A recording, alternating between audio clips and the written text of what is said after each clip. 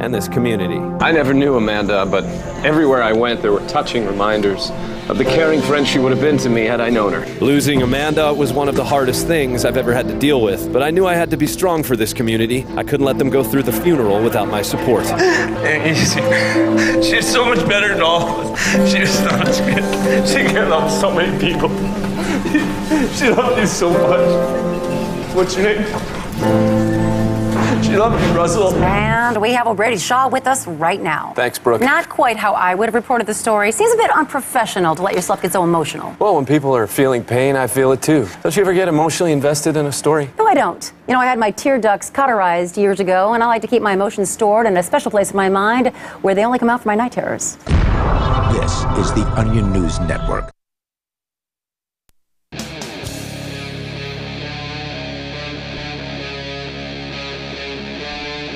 Free Talk Live. It is Free Talk Live. We are launching into yet another show here. It is Thanksgiving Day Eve. And we are here, of course, to take your phone calls about whatever happens to be on your mind. Our toll-free number is 855-450-FREE. That's 855-450-3733. And we've also got the Discord on-air call-in line rooms. Just go to discord.lrn.fm, and you can get into one of those. We'll get you on the air and can talk about whatever you want to discuss with you tonight. It's Ian. And Conan. And Darryl. All right, so of course you can bring up anything. Darryl, you and I ended up with the same piece of show prep tonight, independently of one another. And it's about Venezuela and the latest situation in the nightmare of socialist control down there. It's a situation we've been following as closely as we can, given that we're thousands of miles away from it. Yes. But you've got a story about China getting involved to help out Nicolas Maduro and his regime control more people. Yeah, the story that I have, and I don't know what's the source on your story. Reuters. Yep, that's the same one I have. Apparently, they're saying that China's telecom giant ZTE is helping Venezuela build a system that monitors citizen behavior through a new identification card called the Fatherland card. That sounds like something they'd make here in the United States. No. Here it would be the Motherland. Well, it's Homeland Security here. So that was the Homeland Security was sort of their version of the Fatherland, wasn't it? Yeah, Fatherland was also what Germany was referred to. Right, they didn't want to use the term Fatherland when they created Homeland Security, so they chose Homeland instead of Fatherland. Right, but I have also heard people refer to the U.S. as being the Motherland. Okay. Which is kind of the opposite. I believe you. But if anyone brings it up here in this country, it'll be something Patriot, like the Patriot badge. And if you get one, you get Patriot perks. Ooh. Are you a good patriot? Yeah, right? How many points did you score this year? How many times did you stand up for the national anthem? You get 1 point for every standing for the national anthem. Anytime you go door to door, tell your neighbors of the love you have for your country. There's probably a good 5 or 6 right there. All right, so hold on. The standing for the national anthem thing. So there have been several races that I've been to where I've been standing in the start corral and they play the song, and I just don't want to try making room to sit down. So I just turn my back to the music. Would you sit down? So I'm still standing. But is there a difference between sitting and kneeling? Yes. Kneeling is an act of submission. If you are surrendering your sword. Do these football players realize that they're submitting? Yes. Who are they submitting to? To Trump? No, they're doing it as, and there's actually an article, fairly lengthy article about Colin Kaepernick, who during the first time that he did not stand for the national anthem, he sat down. Right. One of his coworkers was a veteran and talked to him and said, hey, some people are getting offended. Maybe if you kneel instead, because it's what people do when they pray. It's what soldiers do to show, sort of reverence to somebody higher. So he knew that by kneeling, he was doing something that would be deemed an act of submission. He just, said that he could not stand during the national anthem. So if given the in choice, that case, standing I would sit down. Yeah, I wasn't aware that he knew that he was submitting because that kind of defeats the whole purpose of what he's doing. Well, isn't standing during the national anthem the act of submission in that particular case? In our opinion, So yes. My question is, I was already standing up and did not have a bench on which to sit and didn't want to try pushing people out of the way to just sit on the concrete.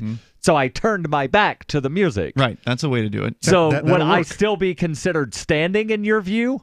No, I think that you've done what you can do in your position. But Ian, you bring up a great point. You're objecting while standing. Anyone who stands for the anthem or for the pledge is in a way submitting to the state. Correct. They're showing that they're part of this concept. That they support it. So if you kneel in an act of prayer and an act of it's just an act of defiance. I don't know. They do it when they score a touchdown, so they're winning.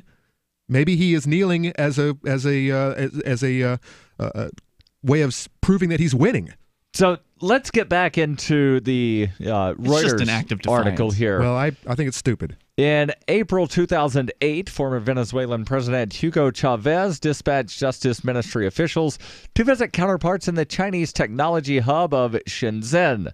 Their mission, according to a member of the Venezuela delegation, was to learn the workings of China's national identification card.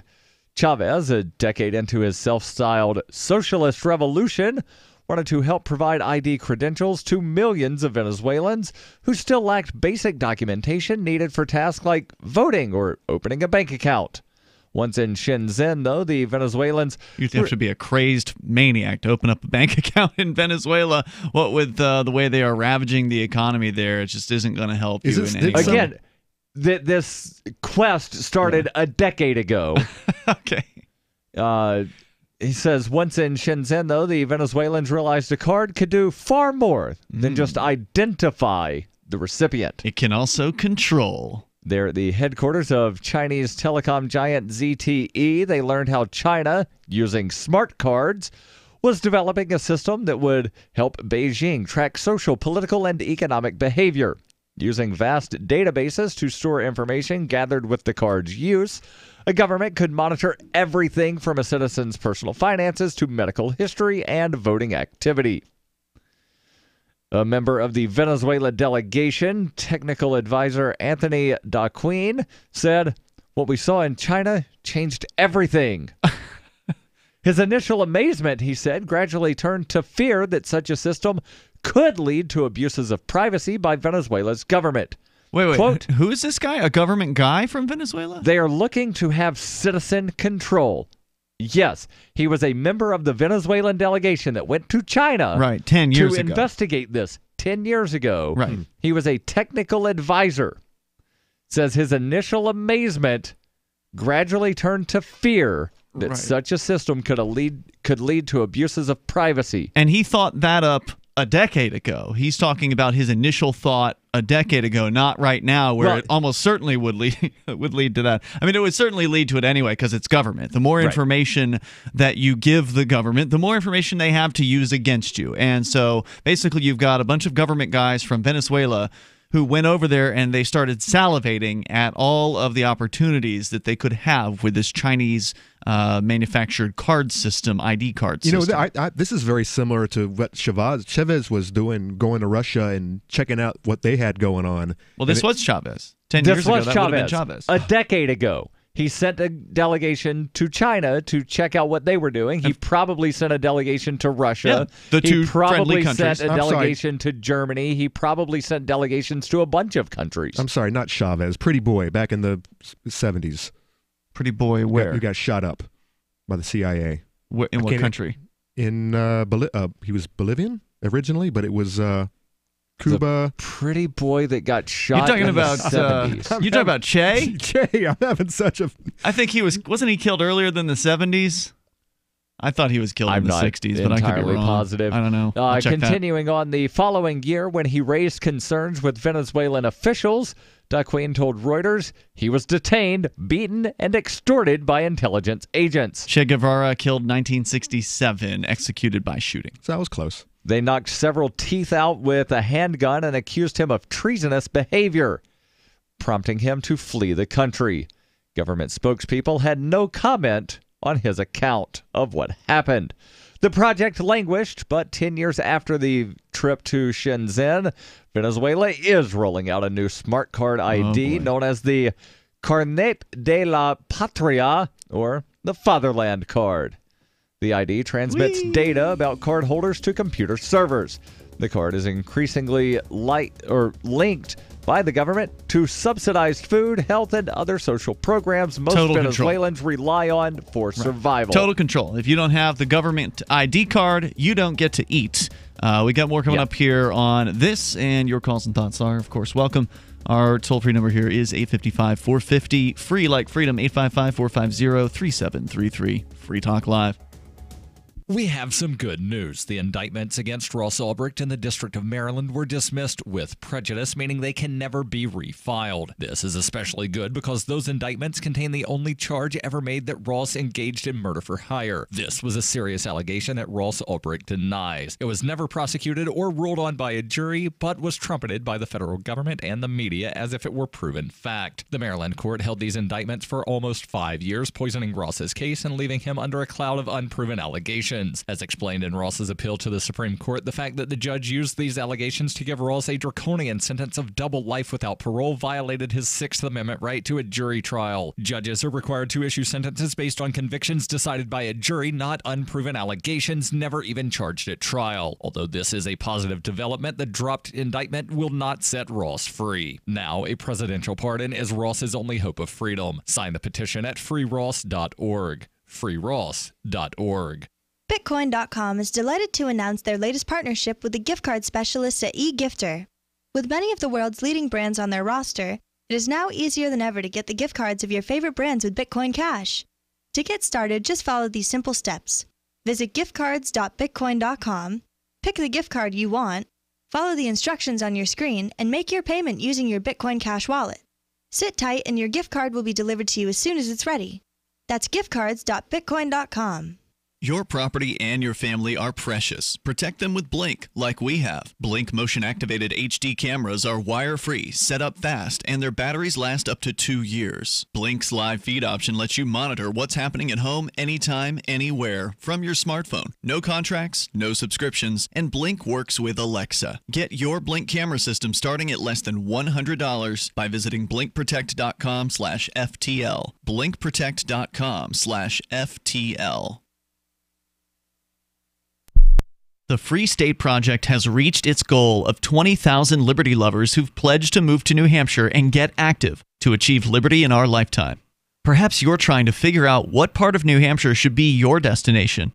If so, consider Keene. You'll find more than 150 reasons to move to Keene at move.freekeene.com. Keene is famous for its historic, publicity-generating activism, as well as being the liberty media capital of the world. It's home to freekeene.com, New Hampshire's destination for liberty activism, news, and opinion. For years, we've been compiling over 150 reasons to move to Keene at move.freekeene.com, where you'll learn about some of what's happening here and what makes Keene a great place to live. If you love liberty, you'll probably enjoy anywhere you end up in the Shire. But do your due diligence first. Please visit move.freekeene.com for the full list of over 150 reasons to move to Keene. That's move.freekeene.com. So you've heard all 3 hours of the latest episode of Free Talk Live, and you're still hungry for liberty-oriented audio content? Did you know that we have another 24/7 audio stream at LRN.FM? The Liberty Radio Network airs the latest episodes of some of the best liberty-oriented podcasts on the internet around the clock. In addition to recorded content, you'll also hear live shows like Free Talk Live, originating from our Keene, New Hampshire studio. So listen anytime at LRN.FM. That's LRN.FM. Are you a cryptocurrency advocate? The Crypto Tip is the ideal outreach tool to help new people discover cryptocurrency. It's a printable business card-sized tip that you can give to service providers, preferably in addition to a good cash tip. When the server scans the QR code, it'll bring up an explanation of cryptocurrency, how to install a wallet, and allow them to claim the tip. If they don't claim the crypto, you get your tip refunded to you after a time period you specify. Plus, if they do claim the tip, you get an email alert. Create as many tips as you want at cryptotip.org. That's cryptotip.org. Love what we do? Please help support our international satellite channels at patreon.lrn.fm. That's patreon.lrn.fm.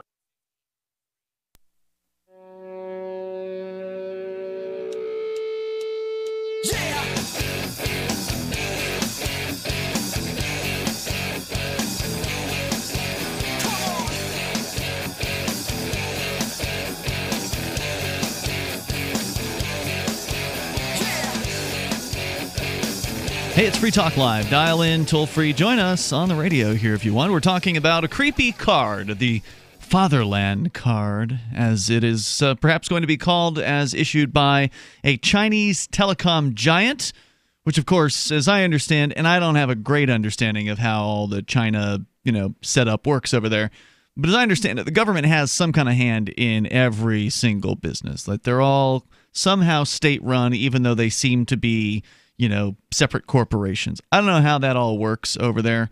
But anyway, it's basically interfacing here with the Chinese government to some extent, or at the very least this mega corporation that's, how involved they are with the government, I don't know. But anyway, to control people and to do more than just allow people to, do you have that quick laundry list of some of the things that they were looking at a decade ago, saying, oh, well, we want this card to identify people. And then they realized after they met with the Chinese manufacturer, oh, well, we could actually not only identify people, but we could also identify and then monitor everything from a citizen's personal finances to medical history and voting activity.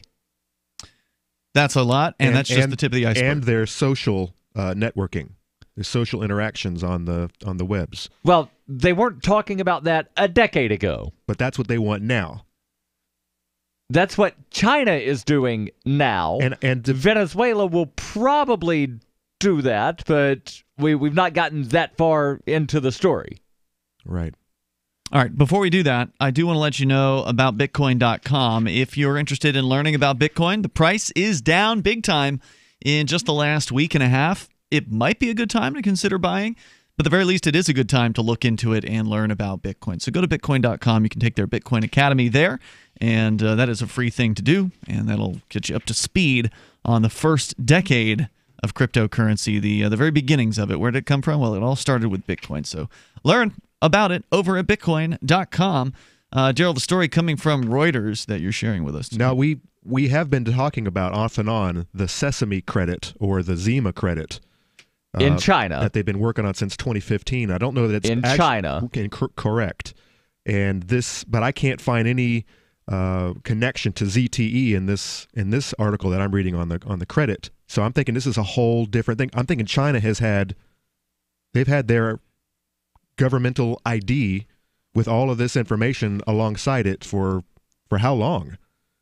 Because I thought this was a new thing, but I guess they've had this for forever. And so now, when you say you thought this was a new thing, you mean the Chinese social scoring system thing? The social credit that is Sesame credit. Mm-hmm. That's a new thing since 2015. Yeah, yes. So that's something new they've probably added on top of. Different from the Venezuelan Fatherland card. Correct, which they are modeling off of the Chinese ID card. Yeah, and the Chinese are probably looking at what the Stasi did, where they were running things off of IBM computers. Right, so I think, maybe I'm missing something here, but I think what you're saying, Conan, is this technology was introduced to the Venezuelans a decade ago. It was probably already being rolled out in China at that time. Right. It's likely, and again, this is just speculation, that the Chinese social points system that you're referring to now... This has increased the monitoring of their civilians. It's likely that since a decade was ago. Layered on top of the card, right? So when...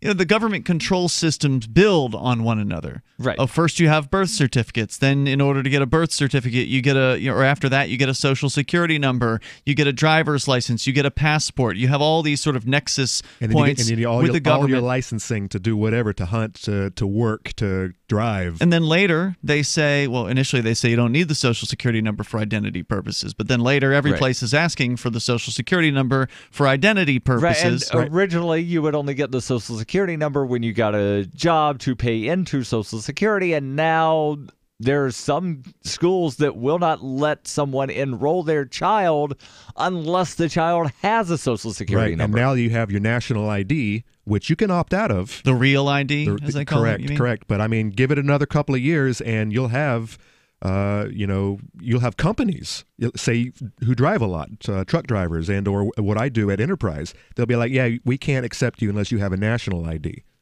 Well, hopefully it won't get to that point, but that is the kind of the building process that we're talking about here. And so what I'm saying is, it's really only libertarians and some sort of constitutionalists that refer to Real ID as a national ID card. Right, because it is basically a set of standards developed by the federal government and then foisted upon the states. Everything goes into a national database, but it's not the federal government issuing the card. Yeah, it's a de facto national ID. It's de facto, but again, if you go and just talk to a random person off of the street and say, do you have a national ID card? They're not going to have any clue what you're talking about. Okay, I'll tell them. That's what I'm talking about. The national ID is the one that's going to be in the pockets of the CIA and the TSA and the NSA and all these bad boys, and they're going to have all your information. And so I suspect your 5-year-old might be on a watch list when he gets on the next plane. There are some people that when you say national ID card, they think, oh, you mean passport? Well, that's also a national ID card. Correct. And I'll tell them, no, I'm not talking about the silly passport. I'm talking about something different. So what I was pointing out there is China's probably been building this system over time to where they had this fatherland card maybe a decade ago, and just now, or at 2015, as you said, they rolled out this social point system into which, you get points scored based on the number on your fatherland card or whatever. I'm speculating on exactly how all that interacts, but it wouldn't surprise me, right? In the same way that you need to have the government number to create new accounts and things like that here in the United States. And if they were gonna launch a similar social points rating system here in the U.S., they would probably base it on the Social Security number. Yep. Right.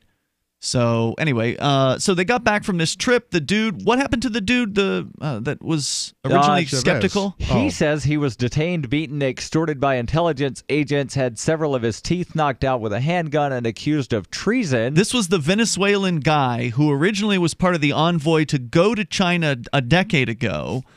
Technical advisor Anthony Daquin, who was a member of the Venezuelan delegation that went to China. Yeah. The Venezuelan government has made no comment on whether or not he was detained, beaten, extorted, accused of treason, etc.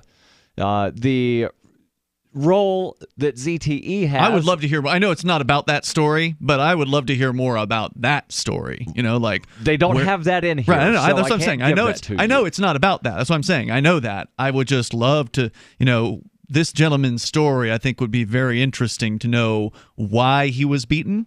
What were they accusing him of? When did this happen? They accused him of treason. Right, but when did it happen? Was it immediately upon return, years later? A year after they returned, when he expressed concern to Venezuelan officials about the thing. Okay. Is when he was detained, beaten, extorted, and accused of treason. Okay, I'm sorry, I missed that little connecting point there. But he's still alive, so he must have figured out a way to get out of there with his head. ZTE's role in the Fatherland Project, Reuters says, is detailed here for the first time, and it's the heart of the program. All right, we're going to get into it because, look, even if you're never going to move to Venezuela, this can happen where you are. This is coming. Okay, if they're going to export this technology into one place, they can export it into any willing, paying government's arms. And governments will pay a lot of money to ZTE to have this implemented. And it will be very expensive to do. More coming up. Free Talk Live. The United States of Empire is a book that claims the United States is the empire of the world. George Washington had warned us against foreign wars. The United States of Empire shows that World Wars I and II left England broken. Its former colony, the U.S., had to save the empire. Was there ever a vote? Who do we fight for? The deep state began with World War I. The United States of Empire by James Dunn. Available at Amazon Books. What if there was a social media network only for the conservative? What if there was a social media network not only for the conservative right general public, but also a platform for conservative politicians and advertisers? And what if the social media network was the only free speech network in existence? There is. It's rightsocial.net. Rightsocial.net, a response to President Donald Trump's direct presidential order. Rightsocial.net, where you have the right to freely speak your mind. Rightsocial.net, the right place to be. This is Michael Dean from the Freedom Fiends. I've run websites since 1996 and have used over a dozen web hosts in that time. AgristHosting.com is the only one that hasn't broken my heart. Agrist Hosting's uptime and service is stellar, and their DDoS mitigation is the best I've seen. That's important because if you tell the truth in this world, you'll ruffle feathers. And some people will try dirty tricks to silence your voice. No matter what the haters hit us with, Agrist Hosting keeps our websites online. If you have a mission-critical commercial presence or a world-changing activism site, you cannot tolerate any skullduggery.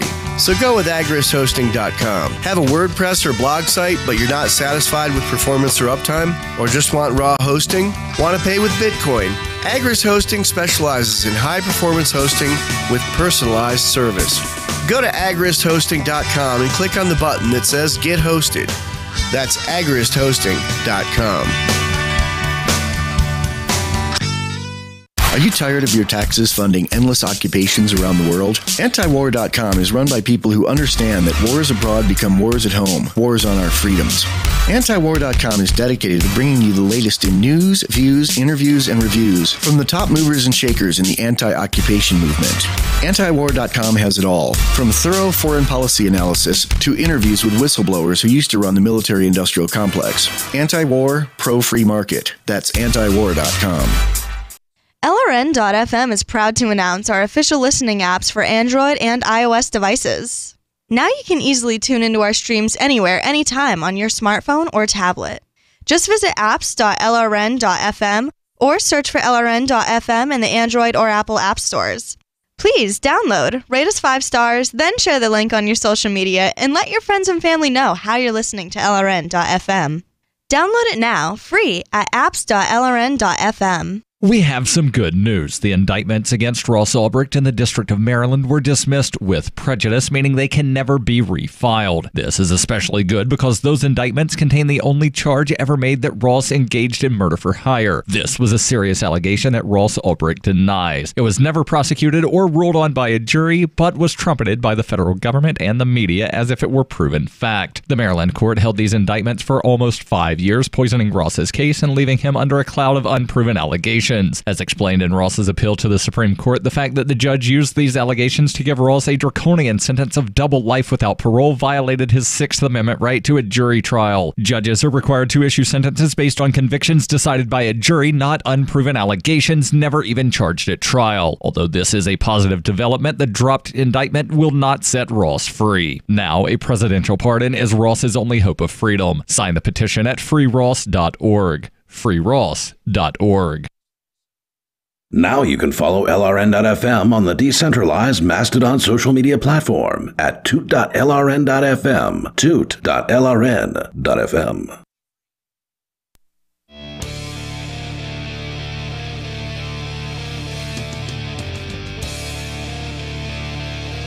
Free Talk Live. Welcome to the program. You dial toll free to take control of the airwaves. We're talking about the idea of control.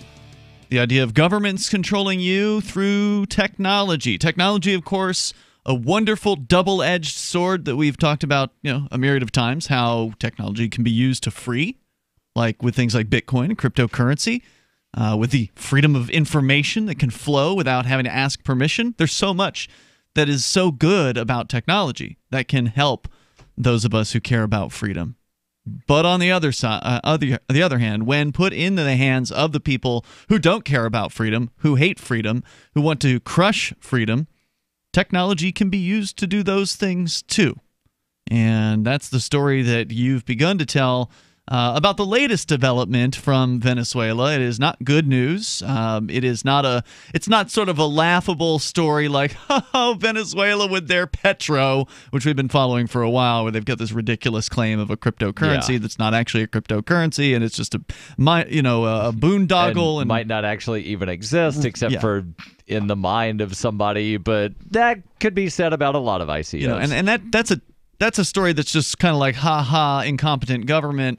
This one, on the other hand, is, oh dear, scary government. The Fatherland Card. Yeah, that's literally what it's called, the Fatherland Card. That's the English translation of Carnet de la Patria. So you actually pulled up a little bit of information about ZTE, the Chinese company that is involved in promoting this technology and manufacturing it. They describe themselves as state-owned, privately run.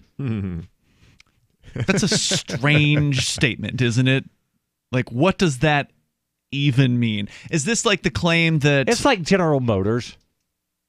Well, that would be... The claim there would be privately run... privately owned... Well, I don't know. No, the federal government has owns a lot of shares of General Motors. That's true. But it's a private entity that runs the business. Well, if basically every business in this country is government regulated, privately run, how different is that? Where do you draw the line, though, between state-owned and privately run? Like, if it's state-owned, isn't it also therefore state-run? Because if the state owns the thing, then they can pick the private people who run the private company, or, to me, I don't think that you can have both of those things at once. You're either privately owned and operated, and the state could come in and try to tell you. The post office is kind of a good example, to where the post office loves saying we're a private, independent company, but it's owned by the federal government. I consider it a government-run operation from top to bottom, in the same way that calling yourself state-owned, privately run, as ZTE is doing here, like you said, sounds like the post office to me. Yeah. I don't care if you call yourself private. If you're state-owned, by definition, you cannot actually be private, I don't think. Right. If you want to weigh in on this, you're certainly welcome to do so. Our toll-free number here is 855-450-FREE, like freedom. By the way, I want to make sure you know about the Blink Home Security System. You can get a Blink camera system starting at less than $100 by using our link, blinkprotect.com/FTL. Why would you want to do it? Well, they're HD cameras and they're wireless. So you want to talk about easy setup? This is it. It just doesn't get any easier than the Blink system. At least I can't even imagine how they could have made it even more streamlined than it is, because I've done this. We've got the camera set up here at the LRN.FM studio, and also Mark's got it down at his house. And if Mark can do it, then that means that anybody can do this. You go to blinkprotect.com/FTL to get yours. No contracts, no subscriptions, and Blink works with Alexa.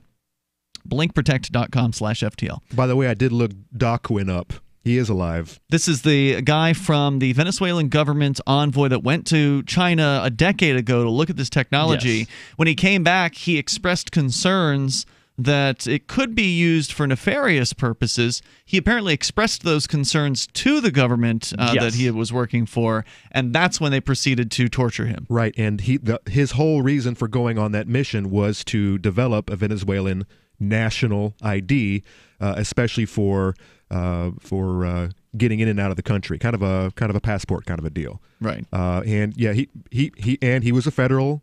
He was a government contractor then, and that's basically everything he's ever done. He's in Virginia right now. He's in the. So he got the hell out. He got his ass beat. Yeah, he's in the D.C. metro area, and he's still working for the probably government. working for a different government now. Correct. Right? ZTE again, the Chinese telecom, who is really at the heart of the Fatherland Project. Reuters says their involvement is detailed here for the first time.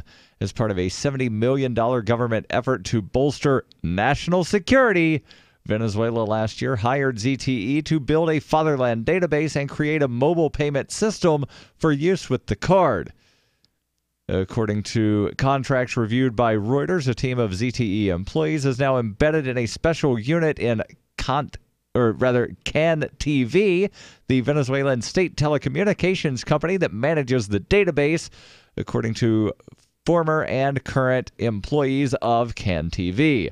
The Fatherland card is troubling to some citizens and human rights groups who believe it's a tool for Chavez's successor, Nicolas Maduro, to monitor the populace and allocate scarce resources to his loyalists. Yeah, I've got a related headline that we can get to later, speaking of the scarce resources. According to human rights groups, 80% of Venezuelans are now short of food. Hector Navarro, one of the founders of the ruling Socialist Party and a former minister under Chavez, said of the Fatherland Card program, it's blackmail. Venezuelans with the card now have more rights than those without it. In a phone interview, Su Qinfeng, the head of ZTE's Venezuela unit, confirmed ZTE sold Caracas servers for the database and is developing the mobile payment application. The company, he said, violated no Chinese or local laws and has no role in how Venezuela collects or uses cardholder data. He said, we don't support the government. We just develop for our market. Wait, who is this? ZTE's person? Yes. Okay. Now, here's my question. So if ZTE is a state-run entity, yeah. So basically China, the Chinese government, is China investing in Venezuela, or is Venezuela trying and just searching for something to help them out of their issues? I'm assuming the $70 million was not China paying Venezuela to take the system. It was Venezuela buying the system from China. Right. All right. So the question is it actually worth $70 million, or is it worth more than that? And this is a handshake deal between the two countries. It's worth whatever somebody pays for it. Because China is investing all over the planet. In all over in every country, especially Africa. Well, I bet you if you looked, Venezuela is resource heavy, and China is, they're becoming the new empire of spreading their branches all over the globe. It actually would probably, if China could take over Venezuela, it would probably be good for Venezuela, because at least China understands.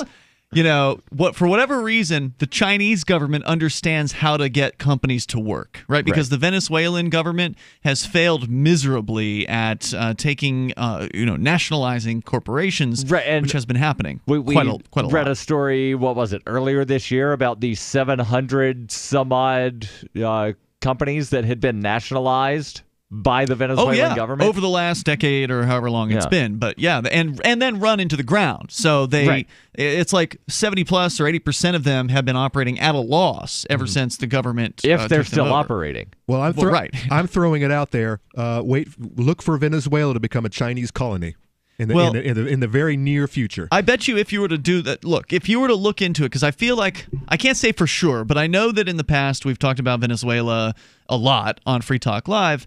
And they're obviously very cozy with other communist governments around the world. Cuba, Russia, China, these are three of the countries that have been mentioned prominently when it comes to sort of support of Venezuela, financial support, supporting the elections. The countries that came out and said, we support Nicolas Maduro in his sham election, because he was recently reelected in a sham election, where basically the opposition was essentially rounded up and prevented from voting and all kinds of prevented from running against him. Exactly, and nasty things that they were doing. And I'm pretty sure China was on the list of the short list of countries that supported the election results. From the first letter of Captain Mark. History is full of flowery documents claiming to limit the power of the crown, but these poetic social contracts have been impotent to prevent the predation.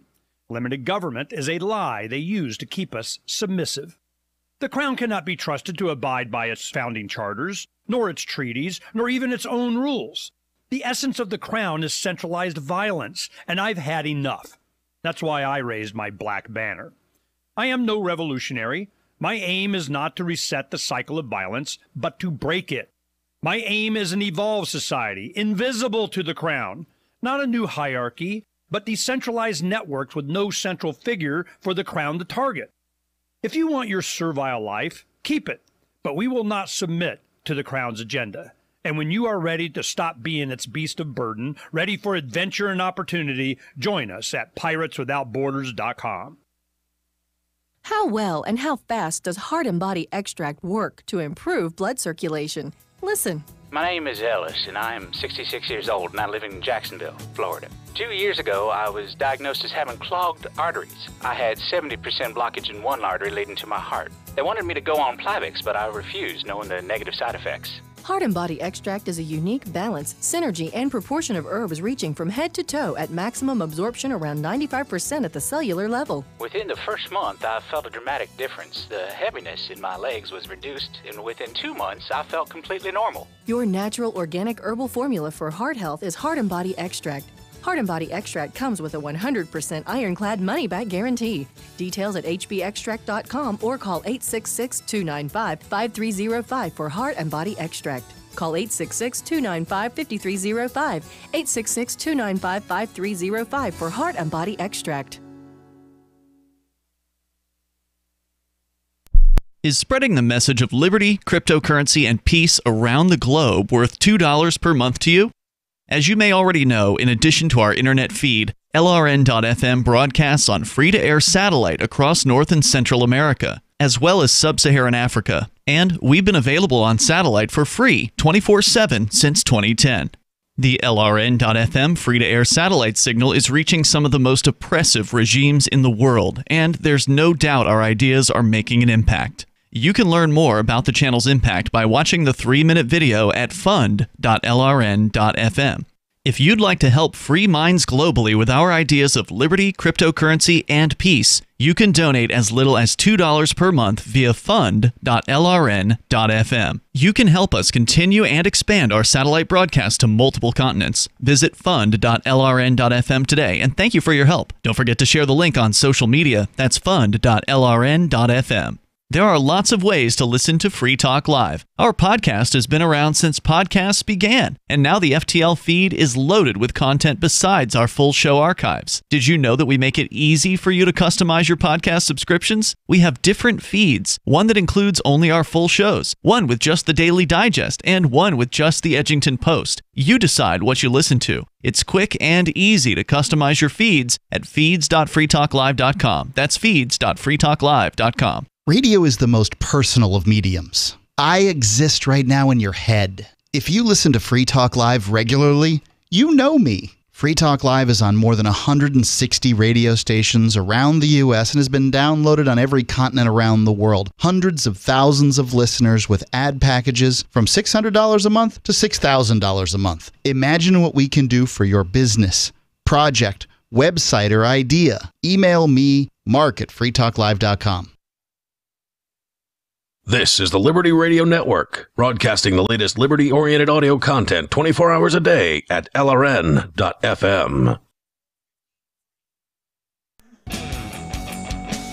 Hey, it's Free Talk Live. You dial toll-free. Take control of the airwaves. Bring up whatever you want. Our number here, 855-450-FREE. 855-450-3733. Joining you in the studio tonight, it's Ian. And Conan. And Darryl. We've also got our Discord on-air call-in line room, so hop on over to discord.lrn.fm. You can jump in there and talk to us about whatever's on your mind. We've been talking about Venezuela and their ID card program. They're teaming up with a Chinese manufacturer, which really just means a state-run company. Yeah, telecom. Well, somebody's got to make these cards, right? But either way, they are teaming up with this Chinese company, which basically means they're teaming up with the Chinese government. Yes. Because the Chinese government runs the Chinese companies. I'm not saying you shouldn't buy, like if you're a private business and you can get the best product at the best price from a Chinese company, I'm not saying don't do it. I mean, you got to do what you got to do to make your business work. You should shop locally, Ian. But this isn't your average That product. means nobody in New Hampshire can ever buy a banana. Do you understand? This is something that annoys me to no end. Did you know he was going to do that? I have embraced, not embraced, but I understand the myth of buying local, and I talk to the local people here all the time about it, and Darryl's going to go ahead with it. Right, so people don't actually take buy local to its logical conclusion. Of course not. You only do it when it's convenient. Right. So sometimes they mean, oh, no, you should buy within your county or your state. Well, I'm sorry, but I live closer to 2 other states than I do to the farthest part of New Hampshire. Should I drive over to Portsmouth 2 hours to buy a product when I can go to Brattleboro 20 miles away and buy the same thing? Right. If you bought local here in Keene, the only thing you would get is maple syrup and ball bearings. Tree sap, rocks. And that's it. And firewood. Look, no, you wouldn't even be able to get the ball bearings because they're not getting the still locally. This is you would not be able to get coffee in Yeah. New Hampshire because coffee's not produced in New England. You Right. wouldn't be able to get God, New England bananas. would be so boring. It would be even worse. This is the classic making of the pencil. I can't eat all over poutine. we require the entire planet to make a pencil. Yeah. If we bought local, we couldn't have pencils. do it. I can't eat poutine because that's imported from Canada. They don't actually import the poutine, but like the food itself the was idea a creation from Canada. But I can buy Tex-Mex because somehow that's the same country, and so therefore it. Well, I don't think the buy localists are going to go so far as to say you can only buy the things that were invented in your area, because then that would really cut it down. It's one of those things to where they say you should buy local, but what they really mean is buy from a small company. I think they mean buy locally and from a small company. These people So, are these people are protectionists. Walmart bad, but the corner news store good. Trader Joe kind of bad. Local co-op good, even though the local co-op carries the same stuff that Trader Joe has. You know what their big issue? You want to boil down the problem with the myth. A lot of small businesses are going out of business. Some of them, the old people are retiring, but a lot of them they can't afford to keep the lights on, and they can't afford to pay the property taxes. So instead of actually tackling the situation at the base, they are throwing out this myth that you should pay more money for buy local than something you can just buy online for much cheaper and probably get a better product and better customer service too. That's what I do for a living. I sell books all over the country, and I spend a lot of my money here in this community. People in California, people in Texas, people in Florida are sending me money. Correct. I'm sending them a product. They're getting the best product for the best price. And I'm still in business after 4 years, so I'm doing a good job. Yeah, you must be doing something right. And they don't want me to be in business. These locals, they're like, you're destroying the community. No, I've got money. I'm spending the money. I just bought gas on the way here. Right. You're helping the community by bringing money into it from the outside area. But you buy local mythsters. You're the problem because you won't tackle this from the base. You won't tackle this at the root, which is why are these local businesses going out of business? It's because of the damn property tax. Sure. I mean, the property taxes are hurting. There's no doubt about that. I don't know if I would say that's the only reason they're going out of business. I mean, some businesses are just going to fold. I mean, you could probably get rid of the property. You remember that bookstore, Darryl, in Concord that we used to go to years ago? There was this. Yes. There was this Liberty Books. Yeah, libertarian-owned bookstore in Concord that, by all indications, should have been, as far as costs were concerned, fairly low. The dude lived above the store. So it was one of those things. I think he might have owned the property. I'm not clear. I believe he did. I suspect he did own the property. Because he mentioned tenants as well. So I think there was like 2 units above. Yeah. He lived in one, and I think he had tenants in the other. Now, there's no doubt that property taxes are a burden, and I'm not going to say that's not a huge factor likely in whether or not somebody can make it or not. However, when you've got a product like books, sorry to say, it's just getting harder out there to run that particular business. Right. You've got competition coming in from all different places. You got to evolve. You got to add video games into your mix, or you got to add. He had comic trinkets. Books. He had. Look, part of the problem was maybe the store wasn't run the best. It was kind of a little messy at times, but regardless. It wasn't on the main street. So there were a lot of things going against him. Yeah, there were a lot of things going against him. But the number one thing going against him was his product. I mean, it's books. And Liberty Books at that. Yeah. Right, so it was a niche within a niche. Well, it wasn't Liberty Books. They still had like just comic books, and they had all kinds of different books in there. It was just called Liberty Books, and he happened to be. I wouldn't say it was a niche within a niche. I would say It was just books. And so whether or not he was paying property taxes or not on that, I think he probably still would have gone under, simply because it's hard to get people to buy books. I mean, we're in a culture now where reading is something you do on a phone. 4 years, I haven't seen anything. I haven't seen any decline. So ebooks have not. You also don't have a brick and mortar location. Right. That's what we're comparing ebooks here. have not. Well, no. You have the whole world Actually, if anything, I put that man out of business. You could have been a factor in that. I mean, I could probably sell a book for a third of the price that he was selling his. Sure. And now, you're not selling new books, and he was doing some new books. I do sell new books. Do you? Oh, okay. I'm sorry. I thought you got all used. I sell all stuff. of the above. Okay, cool. Well, either way, yes, you probably were undercutting him. You and the other sellers on eBay and Amazon and all the other places on the internet were making it easier for people to get books into their hands. That's why we've seen major booksellers going under. Remember Barnes and Noble? Wasn't it Barnes and Noble that shut Borders. down? Oh, it's Borders. Thank you. Yeah, Barnes and Noble. Barnes and Noble's still out there, but Borders closed their entire chain. It worked for a long time, and then it stopped working. And that wasn't because Borders' property taxes went up, right? It was just because that model just doesn't work that well anymore. Correct, and that's the same problem with the supporters of the buy local myth, that times change and people are going to evolve, and they're going to. The problem is when you get to a point where you can't adapt to the new flow, to the new situation that is at hand. I don't think that you can blame the buy localers, though, for property taxes or not fighting the right place, because most people don't think you can fight City Hall, Conan. Right. I mean, it's a pervasive myth. But for some reason, they think they can spread this message of buy local. It's easier, honestly. Going up against City Hall means you're going to be a target. If you're going to this, if you're promoting buy local. The problem is the people I'm talking about who are spreading this message in this community, they are City Hall. A lot of these are the local bureaucrats. Really? They get on there and they're like, oh, and don't forget to buy local and vote for me on Monday or Tuesday.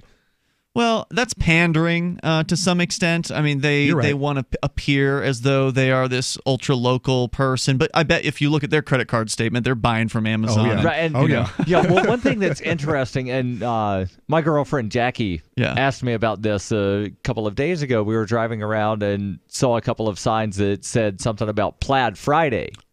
Right. And she said, is that because everybody that lives in New Hampshire is white and they can't call it Black Friday? I said, no. That's not it at all. It's to differentiate between the big corporate things and the local stuff. You know what? I think Jackie's on to something. These are the diversity folk. And they were just searching out for some way to get away from calling it Black Friday. No, they were trying to differentiate small businesses. It's a local business thing. I have never heard Plaid Friday till this year. How long has it been in existence? A few years. I've heard about it ever since I've lived here. Yeah, I've heard about it at least ever since the folks over at Route 101 have been here. So your Thursday night co-host, Chris Reitman, he runs a little gift shop in the area called Route 101 Local Gifts. Or local goods, and he participates in Plaid Friday.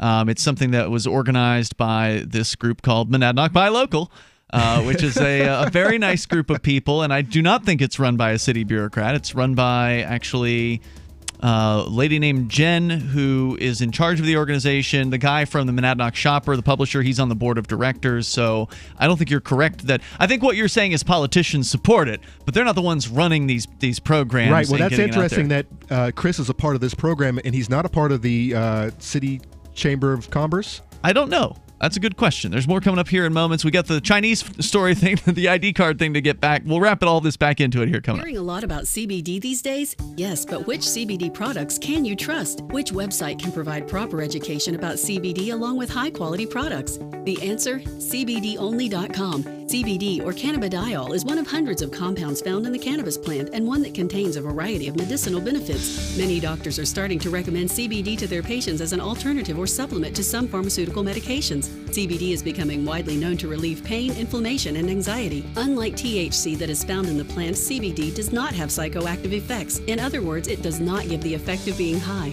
All CBDonly.com products are lab tested to ensure the highest quality standards. Shop CBDonly.com for CBD oils, oils, edibles, vapes, skincare, even CBD for your pets. That's CBDonly.com. And to receive 15% off your order on CBDonly.com, use discount code CBDNOW. Remember, shop for CBD products you can trust. Shop CBDonly.com, your CBD superstore.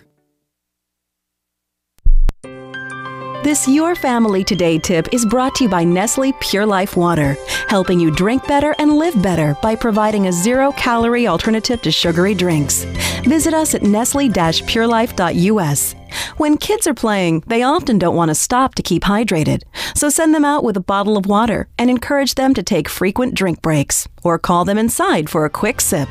For more tips like these, visit us at parenthood.com/yourfamilytoday. LRN.FM now has a Discord. Discord is a free text and voice chat platform, and we now have our own server with a bunch of channels at discord.lrn.fm. You can join other listeners as they chat about various things during our live shows, or anytime, day or night. Discord software is available cross-platform, so you can have it on whatever device you want and take your chats anywhere. Join our Discord at discord.lrn.fm. That's discord.lrn.fm. You're listening to the live edition of Free Talk Live. Hour number 2 is next, after the news, here on the Liberty Radio Network at LRN.FM. From Conan, the Shire, the Liberty Media capital of the world, this is Darryl W. Perry, host of FPP Radio News for Wednesday, November 21st, 2018. Silver is trading at $14.43 per ounce. Gold is valued at $1,223 per ounce. Zen is trading at $9, and the average price of Bitcoin is $4,606. Antiwar.com reports a major suicide bombing targeted a religious gathering in Kabul on Tuesday. The gathering was celebrating the birthday of the Prophet Muhammad. The government confirmed 50 dead, though an NGO running the hospital nearby said over 60 were killed and 70 were wounded. Religious scholars and clerics were gathered by the hundreds at the Uranus Wedding Hall for the event and were reciting passages from the Quran when the bomber arrived and detonated explosives in the crowd of people. The attack caused chaos and overwhelmed emergency services. Some 30 ambulances had to be sent to collect the critically wounded. The Afghan government has announced a day of mourning on Wednesday over the deaths. It is unclear who was behind the attack, and there have been no claims of credit. The Taliban issued a statement condemning the attacks on a religious target. The Islamic State would be a possible culprit, but they have yet to offer any statements on the matter. Zencash has changed their name to Horizon to better represent their transition from a cryptocurrency to a pioneering platform that protects consumer data. They're working towards the day when anyone will be able to build privacy-based applications on the Horizon platform and generate income from them. This will allow Horizon to bring thousands of real-life services to the community, services that provide freedom, utility, and privacy. Learn more at horizon.global and join the Horizon community, HORIZEN.global. UPI reports the U.S. Centers for Disease Control and Prevention on Tuesday advised consumers to avoid all romaine lettuce after an outbreak of E. coli affected 32 people. The 32 cases span 11 U.S. states, 10 cases in California, 7 in Michigan, 3 in New Jersey, and 1 or 2 cases each in Connecticut, Illinois, Massachusetts, Maryland, New Hampshire, New York, Ohio, and Wisconsin, according to a CDC advisory. At least 13 people have been hospitalized, including one person who developed a type of kidney failure known as hemolytic uremic syndrome. No deaths have yet been reported. Additionally, the Public Health Agency of Canada identified 18 infected with the same DNA fingerprint of E. coli in the provinces of Ontario and Quebec. Romaine lettuce has been identified as the source of the outbreak. The CDC also recommended retailers and restaurants not serve or sell any romaine lettuce until more is known about the outbreak as it investigates the incident. Illnesses began between October 8th and October 31st, with ill people ranging in age from 7 to 84, with a median of 24. Any illnesses occurring after October 30th may not have yet been reported, as it takes between 2 to 3 weeks for a person with E. coli to experience symptoms of illness. You can support FPP Radio by joining the Fans program. Fans are friends, allies, and numerous supporters. Fans help FPP afford to produce more original content. You can join the Fans program for as little as $1 per month through Patreon and get perks like ad-free versions of FPP Radio News and Peace, Love, Liberty Radio. To learn more or to join the Fans program, visit fans.fppradio.com. That's FANS.fppradio.com. Reuters reports Americans may need an extra helping of patience this Thanksgiving weekend, with the largest number of travelers in a decade expected to hit the road or board flights to celebrate with family and friends after a prosperous year for many. The weather could complicate the journey in many parts of the country as bitter, record-breaking cold blankets much of the Northeast on Thursday, Thanksgiving Day, and heavy rain in Northern California threatens to bring mudslides. Beginning on Tuesday, more than 54 million Americans were expected to travel 50 miles or more for the traditional feast, jamming highways, airports, railroads, and waterways, according to the American Automobile Association, the largest U.S. automotive advocacy group that would rank as the highest travel volume since 2005. AAA said those traveling by air should expect long security lines, while those driving to their Thanksgiving destination should plan for aggravated traffic tangles. Drivers in San Francisco, New York City, and Boston are likely to experience the worst delays, with their journeys expected to take nearly 4 times as long as normal. David Roth, a meteorologist with the National Weather Service, said weather could disrupt travel in California, where there will be a substantial risk of heavy rain on Thursday. Many other parts of the nation, meanwhile, will have a bitterly cold but clear holiday. Boston may endure the coldest Thanksgiving on record. A forecast high of 21 degrees Fahrenheit would break the record of 24 degrees set on Thanksgiving Day 1901. This has been FPP Radio News. Online at fppradio.com. Last night's Victoria's Secret fashion show was a true ratings winner, particularly with men who don't know that actual pornography exists. The angels' feather costumes and silk nightgowns were a hit with 30 to 35-year-old male viewers who had no idea that nude images of all the models are easily accessible on the internet. And the show did equally well with 10 to 12-and-a-half-year-old boys who are going to have their minds blown when they finally get around their parents' internet blockers. CBS executives are touting the broadcast as breakthrough programming for people who are excited by the tops of boobs.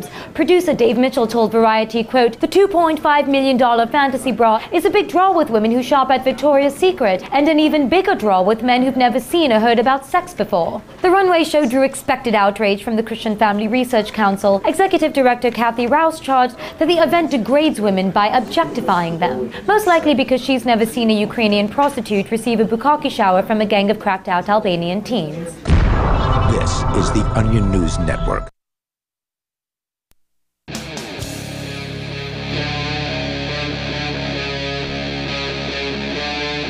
Free Talk Live.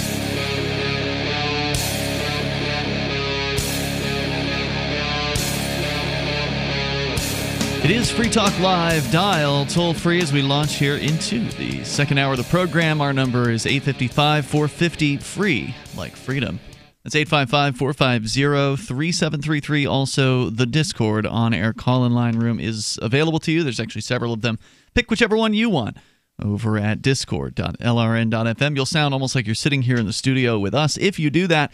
Somehow, in the first hour of the show, we went from talking about this fairly detailed piece by Reuters about a Chinese telecom megacorporation that is teaming up with the Venezuelan government to create some sort of control grid ID card that they want to foist upon the Venezuelan people. And then we ended up talking about buying local.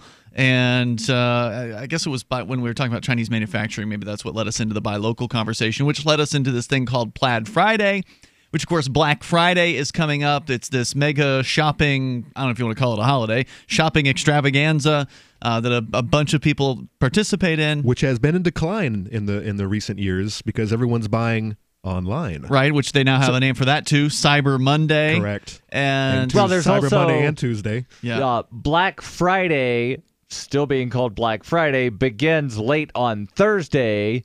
And then there are some places that they're starting, like Black Friday sales on Wednesday. And it's just Black Week, basically. It's growing. Yeah. It's Q4. This is my time of year. Do you realize how many books I've been selling? You busy? Oh, I'm busy. So not only so I'm a merchant, right, on Amazon, and then I deliver. I'm a courier. So my Friday, man. After this, I hate holidays. I despise them. Even though it's big money. I just sit there. Well, I don't sell as much on the actual day of Thanksgiving because they're all eaten. But I know that the day after, that's going to be 2.5 days of mail waiting for me to deliver.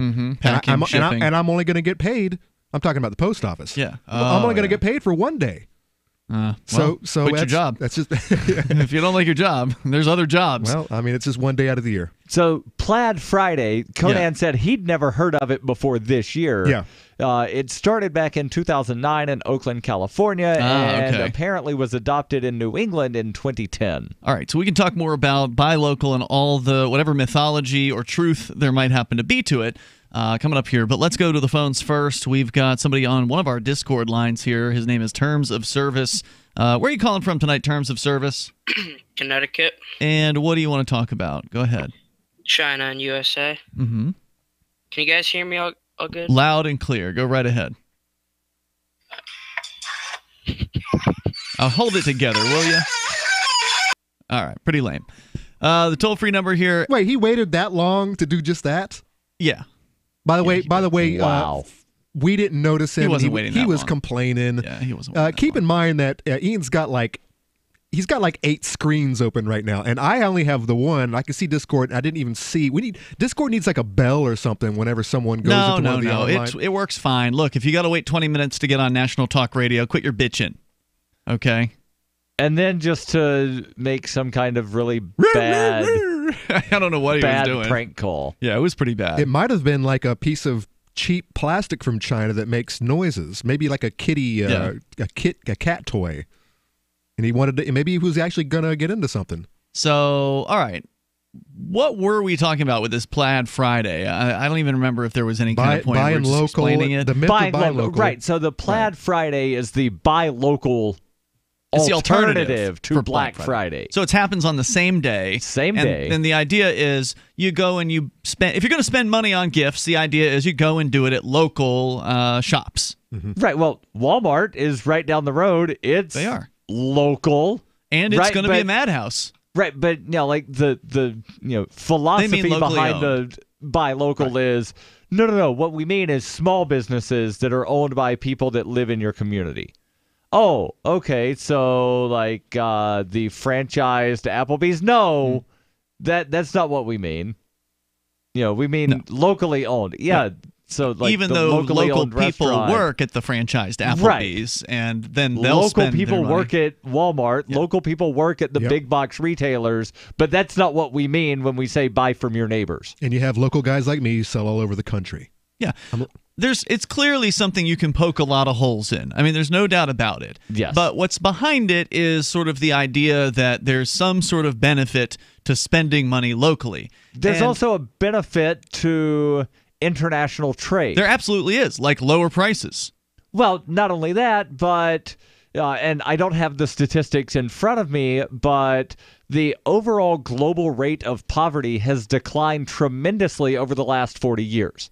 The rate of poverty in China, since they've sort of, entered the international community, if you will, of opening up to, doing more business with, other countries, the poverty rate in China has dropped tremendously.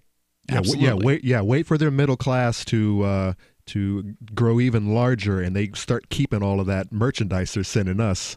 Yeah, I think that, trade is an important thing. I fully support global free trade. I don't think there should be any barriers to it. Right. The more freedom we have with trade, the more global, trade that's going on, the better off everybody is together. But aren't you a libertarian isolationist, man? Of course not. No. You want to build a wall around New Hampshire and secede from the feds? I want to secede, but no wall, please. Yeah, it's silly. Yeah. The more independent control we have, the more local control we have, and local down to the individual. That's what I want to see. I want to see the individual being able to secede from any kind of coercive institution. But I don't say that there's something necessarily inherently wrong with spending money locally. If I have the same opportunity to buy a product from somebody in China versus somebody down the street from me, if all things, considered, it's relatively the same cost. Obviously, it's going to be probably cheaper from China, but then again, I don't have to wait if I go down the street, right? So there's some trade-offs. If we were to factor everything in and it were to be about the same, cost, whether we're talking about the cost of my time or the cost of the actual cost of the product, I'm going to go with the local guy simply because he's down the street. I know who that person is.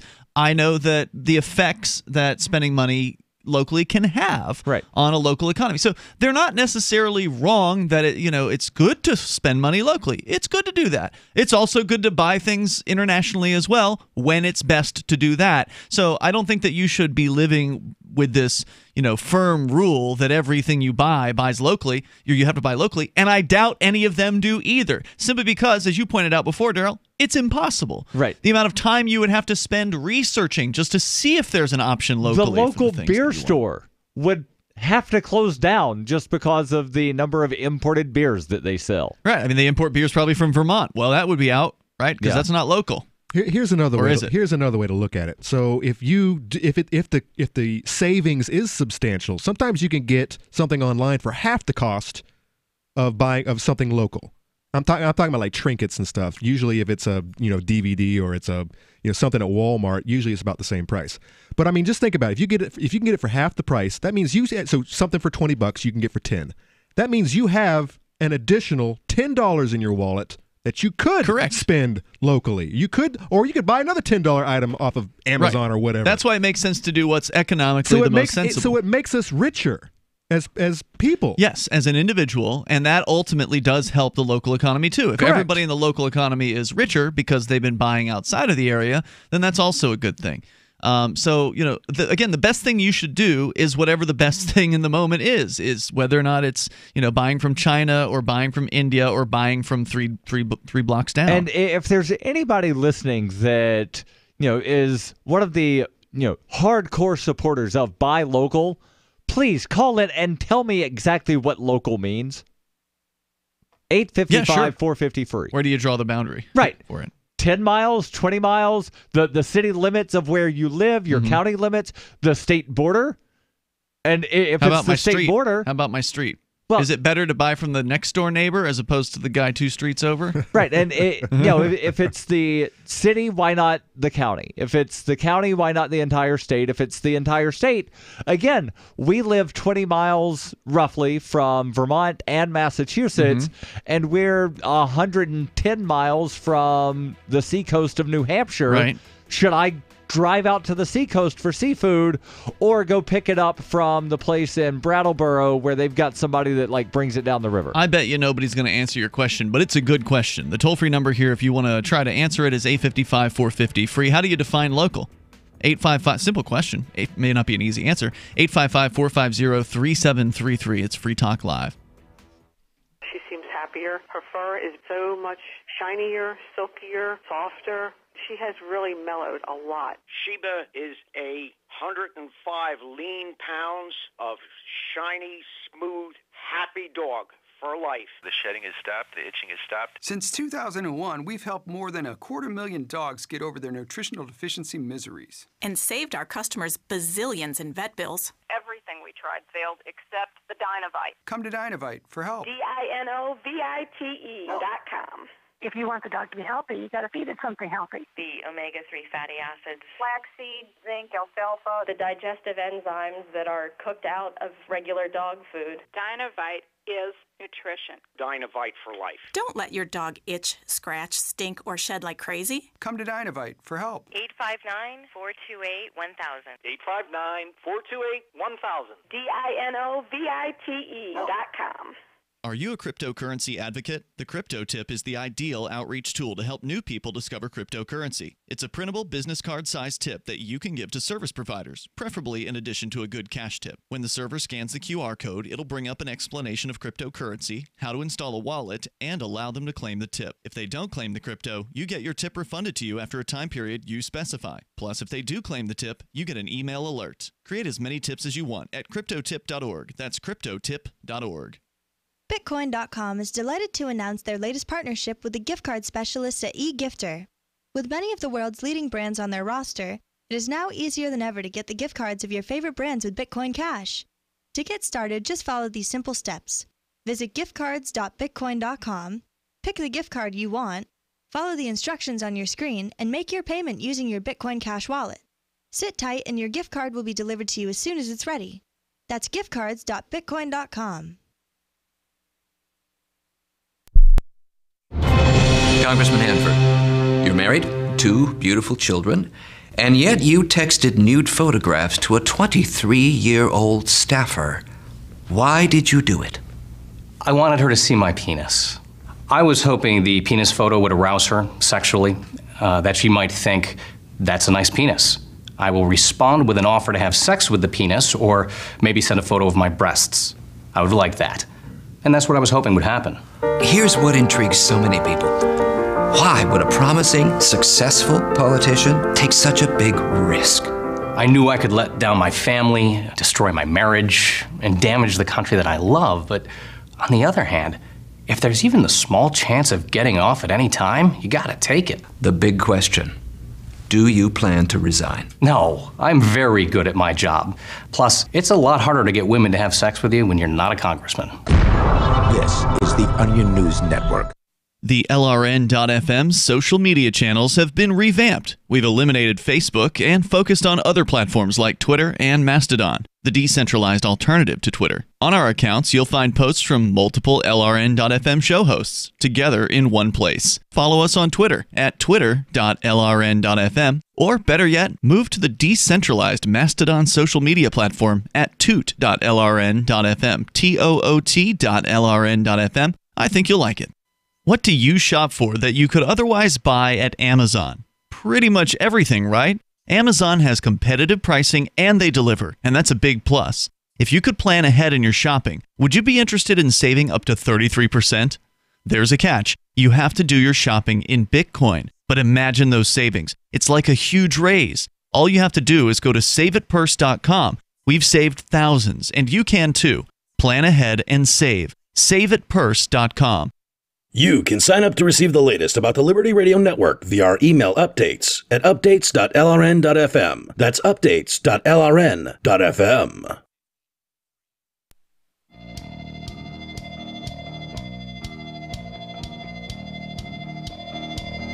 It is Free Talk Live. You dial on in here toll free, take control of the airwaves, and bring up whatever you want.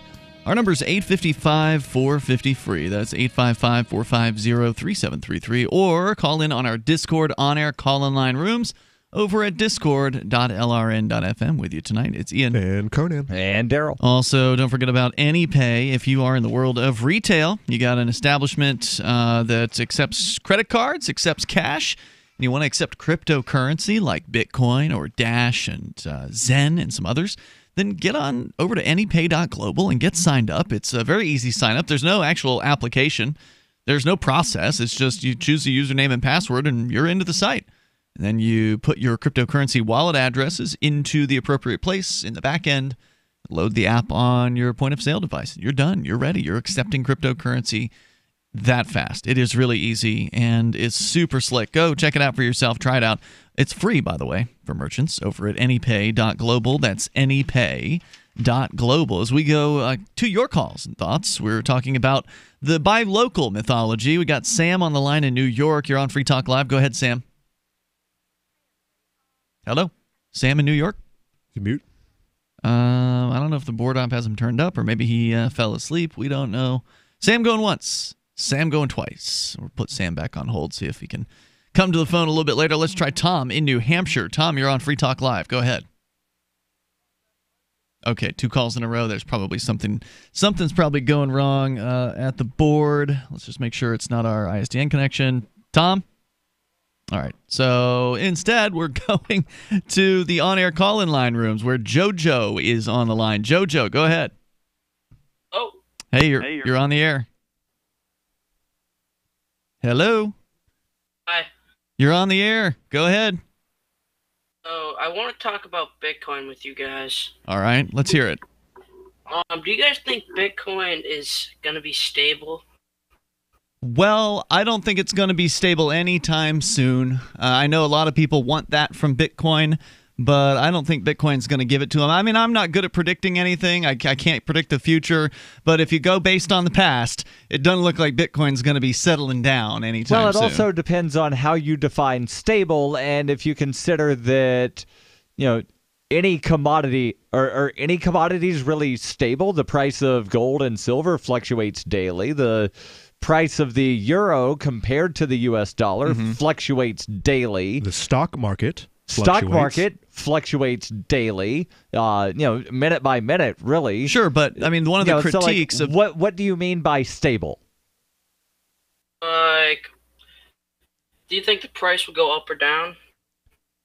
Yeah, it's going to go up and it's going to go down. If the price goes up and down, that's not stable. Yeah, well, it goes That's up the price going up and down, which goes, is the same thing that happens on the stock market and other things. Maybe you mean going from 10,000 to 20,000 and dropping back down to 5,000. I got one more thing, guys. Yeah.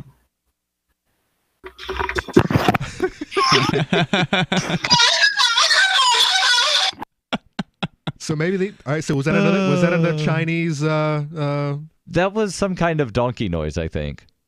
Cheap piece of plastic toy that makes noises. I don't know what it was. I don't want to ask him what it was. But yeah, so I mean, to the issue at hand, is Bitcoin going to go up or down? Well, we don't make predictions here. Yes, it will either go up or down. It will do both. I'm going. Yes. I'll go out on a limb and say that Bitcoin will do likely do both. Probably in the next 10 minutes. It will likely do both. It will definitely do one or the other. Yes, that I think you can be guaranteed. It's almost certainly not going to stay the same price because it's constantly being traded all around the world. Unless giant meteor hits us in 3, 2. Nope. Yeah, I guess you're right. If meteor. all human life ceased, then all Bitcoin trading prices would stay very still for a very long time because nobody would be alive to trade it. But yes, Bitcoin is, as you pointed out, it is a commodity, but it's also supposed to be a currency.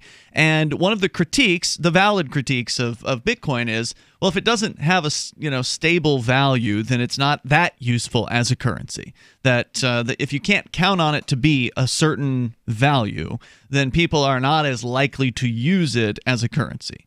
And I think that's a valid critique of it right now. So I understand the desire for why people want to see it settle down.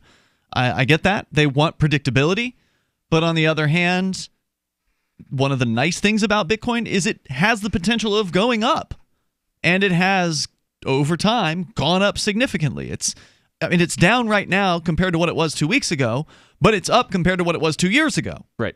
So, and it's way up compared to what it was 10 years ago.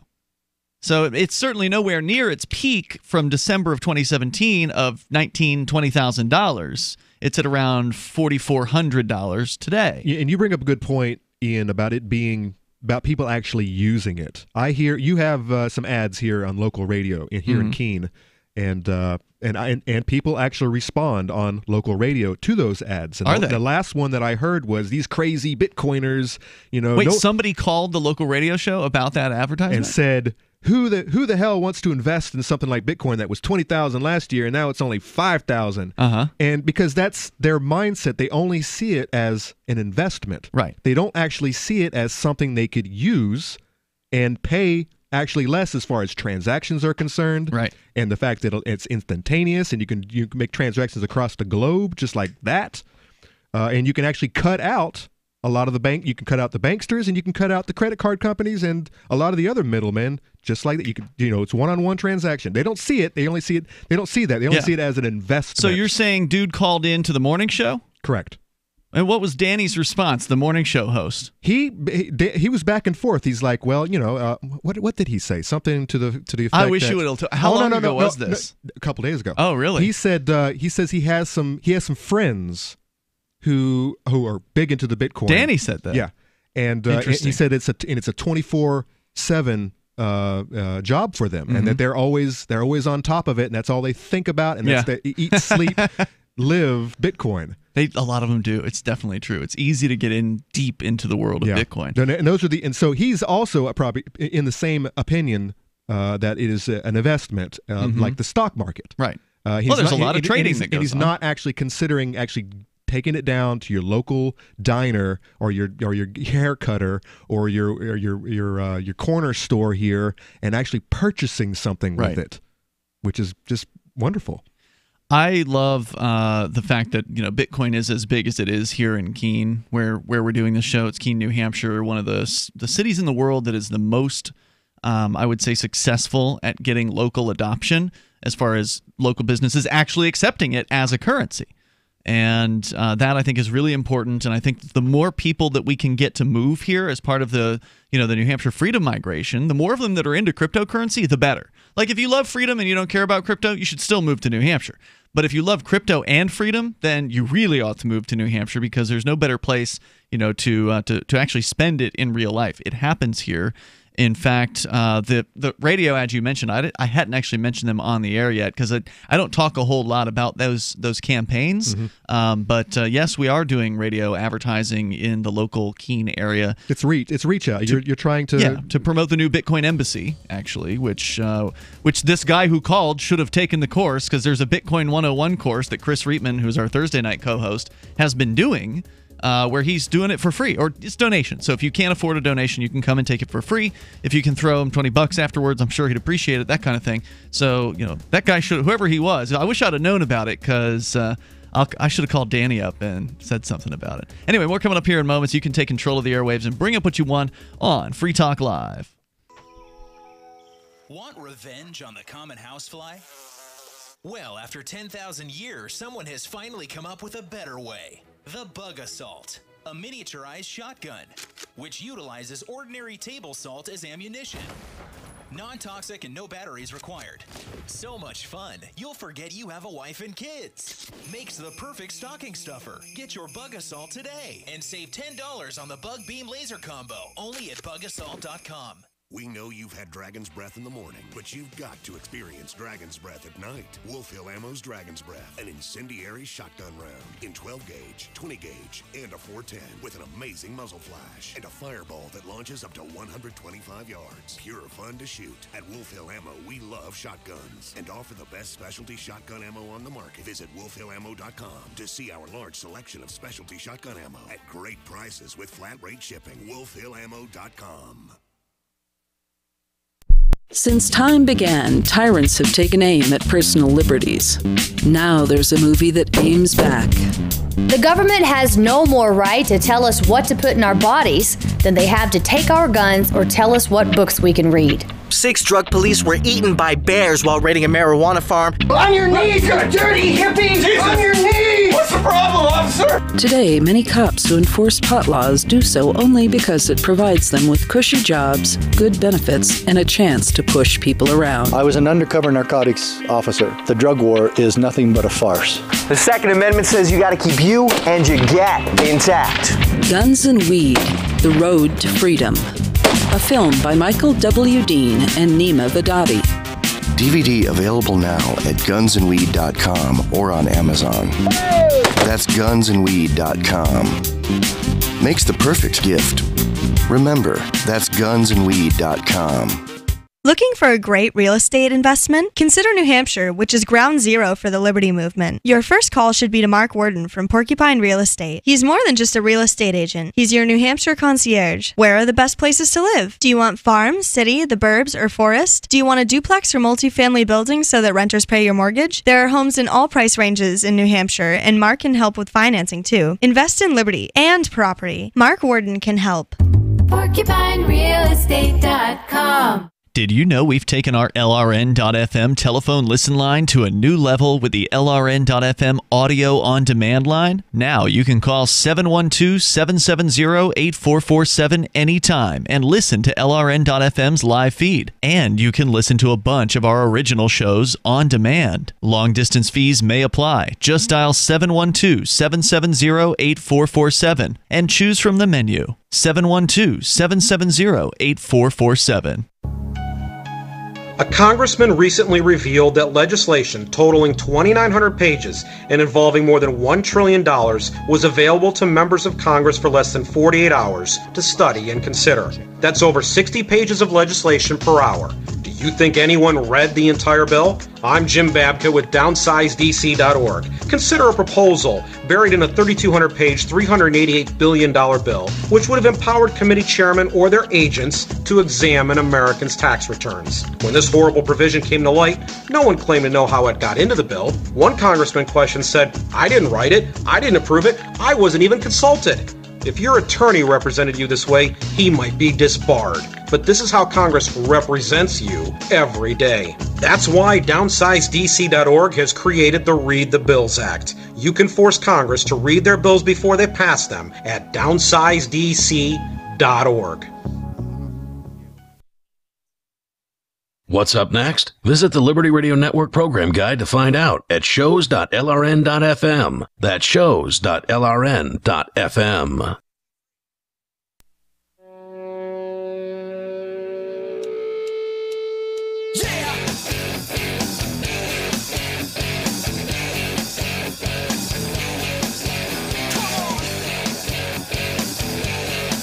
Free Talk Live. Dial in, toll free, bring up whatever you want. Our number here is 855-450-FREE, like freedom. It's 855-450-3733. We believe the phones have been fixed, so we are going to get back into the phone calls here in just a moment. But with you tonight, it's Ian. And Conan. And Darryl. Also, I want to thank Philip Hoffmeister, who is a Free Talk Live Gold amplifier, for helping out the show for $10 a month, because that's what a gold amplifier does. We ask for $5. He's doing $10. Really appreciate that. You can become an amper over at amp.freetalklive.com, ampamp.freetalklive.com. We'll get you there, and you can sign up for $5 a month, and you get access to some cool perks that other normal listeners of the show don't receive, like the AMP-only Facebook group, the AMP-only call-in lines, the AMP-only podcast, there's special forums or special chat rooms on our Discord chat. So get the full list of benefits over at amp.freetalklive.com, and then you can get signed up with credit cards as well as PayPal and also Bitcoin BTC. AMP stands for Advertise, Market, and Promote. It helps us get Free Talk Live on more radio stations out there, bring new listeners on board with the show, and we appreciate it. So once again, it's amp.freetalklive.com. To the phones and to the phone. We got Sam on the line in New York. We believe the phones are working. Sam, are you with us? Yes. There you are. All right, go ahead with your thoughts. Okay, great. Okay, so it was about the buying local thing. Basically, around here in upstate New York, Rochester specifically, we consider like buying local or selling local like small businesses. So it might not be actual product that's local, but like we have a grocery store like that's only in a few states. It's not like across the U.S. So it's sort of local, but not really. They actually have like produce that's local, and they'll tell you like what farm it came from in your local area. So what grocer is it? That's what we consider Wegmans. Okay, gotcha. I've heard of them. So they're like a co-op? They go from New York down to, I believe, Virginia is as far south they go, and there's like maybe 30 stores. You don't have to be a co-op to source local foods, Conan. Right. There's I was at the State House in New Hampshire one day. They were having a like every now and then companies or interest groups will like sponsor luncheons for the state reps, and so there was a luncheon that was being sponsored where you can go in and just get free food. It's pretty sweet when those days happen. But anyway, Walmart was actually the sponsor of it, and the purpose of the sponsorship was to show the state reps all the locally made products that they sell inside New Hampshire Walmarts. So they had like a toilet paper manufacturer or something like that was manufacturing in New Hampshire, and so they were kind of showing off, hey, look, even though we're this big mega corporation, we're still sourcing some of our products locally. And so it's not a surprise to hear that a regional grocer chain would also be doing the same thing. So, Sam, when you say it's about buying from a small business, when you hear the term buy local, is it better to buy from a small business across town or across the state or halfway across the country? Does that matter? Does the actual physical proximity matter as well? I don't believe so. I think it's just, within your region. If you consider, the county your region, then within that region, any small business within that So area. outside, though? What do you consider to be the region around where you live? I consider Monroe County my region. So any small businesses in Monroe County, because they're just easy to get to. What's the county that borders? What's one of the counties that borders Monroe County? There's Wayne County. There's what if you live like right next to the border in Monroe County? Are you then supposed to go across Monroe County to go to a local business that's all the way across the county when you could just go over the county line next door and go to a business in the next town over? I mean, I would still consider it local if it's a small business that's within close proximity to my house. So what about like a local Applebee's that is owned by a franchise? It's a franchise. That's a chain. That's a chain restaurant. But it's locally owned. But franchisees are generally locally based. It might be locally owned, but they're not selling anything that's local. They're not selling anything or advertising anything that's local to the region or the area you're in. So they buy coffee? So, what? Do you drink coffee? Yeah. That's not local. That's not locally sourced. Even if you buy it from like a local coffee shop, coffee is imported from other countries. Same thing with avocados. Right. It's in oranges. Well, yeah, just like when I was talking about Wegmans, their local produce might be like, we are a big apple state. So like certain strains of apple around our area will be in our area Wegmans, and it'll say what farm they came from. So if Applebee's had some steak that was slaughtered out of local cows, then would you consider it local? I would still consider it a chain restaurant, I guess. Because, right. I mean, that's one thing out of the whole. I mean, it's a chain restaurant. It's not a mom a lot of the diner local down the restaurants street. source from the same food provider, right? Local restaurants, have you ever seen the Sysco trucks around town? SYSCO? I actually drive tractor trailer, so that's actually funny you asked. So yeah, I see them very often. You're familiar with Sysco then? You know that Sysco and U.S. Foods, as I understand it, are the two major not produce, but the two major food providers for restaurants of all shapes and sizes. As far as what's funny is actually in my area, there's Palmer's Food, and they are a local family. Like I actually used to be friends with the daughter of the guy who owns the company. So he's a local company that sources a bunch of these local restaurants, even chain restaurants sometimes. It depends.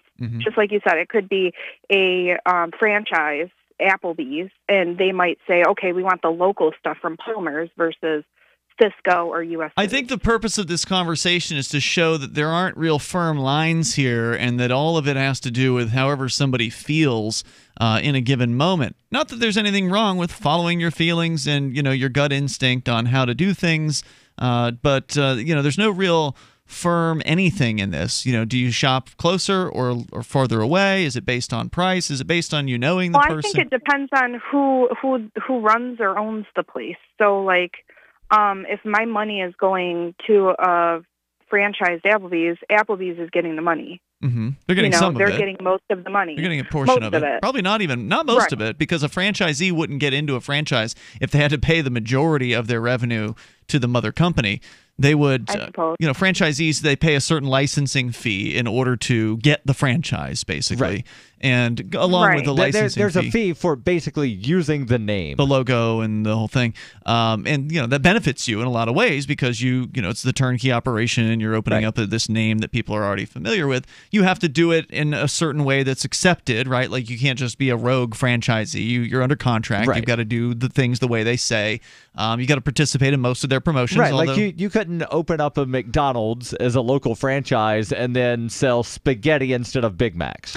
True, and you could add spaghetti to the menu, but it could not replace a McDonald's item that they say this is a no McDonald's one would shop item. there. Yeah, so or no one would eat there. I appreciate you calling in tonight. With a local diner, go ahead. With a local diner, though, like all of your profits are going to the person who owns the place. Like, your mom and pop diner going to the old man, the old woman, the old couple, whatever that is owning the building, who has been operating it for years, that's been in their family kind of thing. Well, at least after American Express or Visa or whoever takes their cut of the sale. And American Express, oddly enough, is the main sponsor of something called Small Business Saturday. I've always found that That ironic. is the day after Black Friday. Right, and they've actually got a whole campaign around Buy Local that American Express is running. Which is, particularly ridiculous and silly. Sam, thanks for the call tonight. I appreciate you sharing your thoughts on this. I'm not saying there's right or wrong answers here. There's just answers that you can easily poke holes in. That's all. I'm not saying those answers are wrong. It's all based on how somebody feels. Like, I feel like I should shop in my county. Do what makes you feel good. Yeah, absolutely. That's what life is about. As long as you're not hurting your neighbor. Exactly. Doing that. The toll-free number here, 855-450-FREE, like freedom. And you're not hurting your neighbor by saying, hey, look, Tom, the deal's better across the country. Yep. I got to do what's right for me. And again, that benefits the community when you get a better deal. More coming up. Does your dog itch, scratch, stink, or shed like crazy? Come to Dynavite for help. Order a 90-day supply of Dynavite. Pick up 2 bottles of Lico Chops, get the 3rd bottle free. New improved Lico Chops with omega-6, omega-3, vitamin E, and now 6 extra direct-fed microbials. Even better for the digestive tract and immune system. And dogs love it. Try Lico Chops. Buy 2, get 1 free. This is Henry Lukasevic for Dynavite. DINOVITE.com. Are you a cryptocurrency advocate? The Crypto Tip is the ideal outreach tool to help new people discover cryptocurrency. It's a printable business card-sized tip that you can give to service providers, preferably in addition to a good cash tip. When the server scans the QR code, it'll bring up an explanation of cryptocurrency, how to install a wallet, and allow them to claim the tip. If they don't claim the crypto, you get your tip refunded to you after a time period you specify. Plus, if they do claim the tip, you get an email alert. Create as many tips as you want at cryptotip.org. That's cryptotip.org. Hunters, anglers, campers, and survivalists. Get back to nature. Expand your horizons with the highest quality, most versatile, unique slingshots and sling bows on the market at slingbow.com. Slingbow products are compact and models start from just $17.98. They're perfect for your bug out bag or storing in your vehicle. Give yourself and your loved ones the excitement and tradition of Slingbow, a new frontier in archery and truly modern twist on this primitive survival tool. Feel the thrill only at slingbow.com. What if there was a social media network only for the conservative? What if there was a social media network not only for the conservative right general public, but also a platform for conservative politicians and advertisers? And what if this social media network was the only free speech network in existence? There is. It's rightsocial.net. Rightsocial.net, a response to President Donald Trump's direct presidential order. Rightsocial.net, where you have the right to freely speak your mind. Rightsocial.net, the right place to be. Why did you move to the Shire? I moved here to the Shire because there's other people around who take liberty just as seriously as I do. I moved to the Shire because I saw videos of people challenging authority and thought that I could get support myself. It called to me, like, do this, right now. I wanted to be around people like me who got it, and once I got here, I knew there was nowhere else that I wanted to be. I've always wanted to change the world, so I moved to the Shire to join people who were actually working towards doing the same thing. The people here are awesome, loving, and positive. It was for the adventure and for the feeling of something important is happening here, and I just wanted to come to sort of be part of that. Visit ShireSociety.com to read and sign the Shire Society Declaration and learn the reasons why, if you love liberty, you should immigrate to the Shire. Plus, connect with others via the forum at ShireSociety.com. That's ShireSociety.com.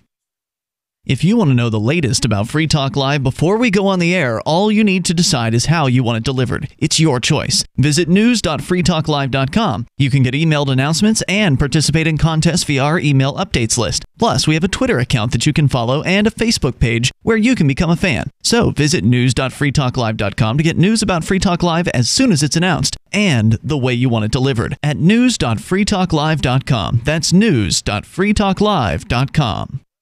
Are you tired of governments murdering people around the world? Stop using their money. There is an alternative. Bitcoin is a stateless, free market, non-political currency. Bitcoin cannot be inflated or controlled by any government. By using their money, you are helping the state. Stop doing it. You have an incredible alternative available now. Learn it, use it, spread it. Get started with Bitcoin at bitcoin.com. That's bitcoin.com.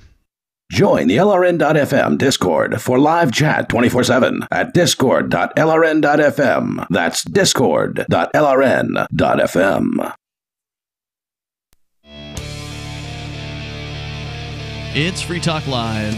We invite you to join us here. The toll-free number is 855-450-FREE, like freedom. By the way, we are going to be here throughout the holidays. Darryl, you're going to be live tomorrow night. Yes. With the Thanksgiving Day edition of Free Talk Live, where, again, we're live throughout every holiday, whether it's Christmas or Thanksgiving or, you name it. We're going to be here for you because, we like what we do. And we're here all 7 days a week, 7 to 10 at night Eastern Time. You can join us over at freetalklive.com, even if we're not on your local radio station at that time. It's Ian, Conan, and Darryl in the studio tonight. We can continue with your calls and thoughts, but I do want to let you know that Anarchapulco is coming up sooner than you think. It's 3 months away, and that sounds like a long time, but it's really not. And so don't let it sneak up on you, because if you wait too long on Anarchapulco, it's likely going to sell out. Given that 2018 was a complete sellout, they're increasing the number of tickets for 2019, and they're increasing the amount of space. They're taking over the entire resort this time around. But Ron Paul's coming back, which means it's probably going to sell out again. They're over 2/3 of the way to being sold out at this point. And I can tell you, I know how events tend to work. It tends to be that the bulk of the signups come toward the end of the time frame. Yes. So given the fact that 2/3 of them are already sold, and we're not even, we're 3 months out at this point, we're not at the end. So there's going to be a rush toward the end. You don't want to miss out on this. If you're planning on going, or if you've been thinking about going, think real hard, because you can get a special discount by being a Free Talk Live listener. Just go to anarchapulco.com, use code FTL, and you get that discount on your tickets. You'll be able to see some great speakers like Ron Paul, Judge Napolitano, Larkin Rose, and others over at Anarchapulco in Acapulco, Mexico. It's February 14th through the 17th in 2019. We will be there broadcasting from the event. We'll look forward to seeing you, and you'll get to see some great speeches from all kinds of cool people, and more importantly, meet some of the cool attendees of the event. They're coming from all around the world. It really is an international, very libertarian, very voluntarist, very anarchist kind of an event, and you ought to check it out. Anarchapulco.com, February 14th through the 17th. Let's continue and take more of your calls and thoughts. We got Vernon on the line in New Orleans. Vernon, you're on Free Talk Live. Go ahead. Compliments to an excellent after show last night. I thoroughly enjoyed it, especially the part where, and I don't know if I can repeat, so just stop me if I start getting a little too graphic, but that part with the female that took the lead mic and she started talking about Adderall and all of that. Oh yeah. There was a lot of talk of drugs and sex last night on the Free Talk Live after show, which was Twitch only. So you'd have to go to twitch.lrn.fm to see that. That's not the only place that you can see it. Apparently, there is a porn site that someone uploaded the video to. I heard about that. So yeah, there's a porn site that you can see it on too. Does Twitch and Adderall go together? Twitch, I guess. Adderall and sex. Excuse me. I have no idea. I don't have any experience with it, but there was some talk about it last night, so I wasn't really privy to the whole conversation on that one. Oh, and then it got even more graphic with some other stuff. But yeah, it was right. It was just a completely other side of Free Talk Live I've never even heard before. It was great. So I'm glad you liked it. Thank you all for that. And also, I just wanted to also say, I hope that if we have any more driving tips or any more pedestrian tips or anything, that those are quick calls tonight and we move on to other better topics. Thanks for the call, Vernon. I appreciate it. Hold on. What about driving and pedestrian tips? Is he referring to Sarah? He's referring to Sarah, and also a call from Gene, the Christian anarchist, who had driving tips on his call last night. Well, a lot of people will be driving over the weekend. Yeah. Tomorrow. For holidays. A lot of people drive tomorrow, right? Well, some people started driving today. Yeah. AAA estimated 50 million people are going to travel over the weekend, starting today.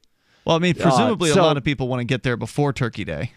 Why can't you presumably? Why can't you people just visit locally, like I do? Well, I think why do you got to go to Florida? Hold on. So AAA is not saying 50 million people are driving to Florida.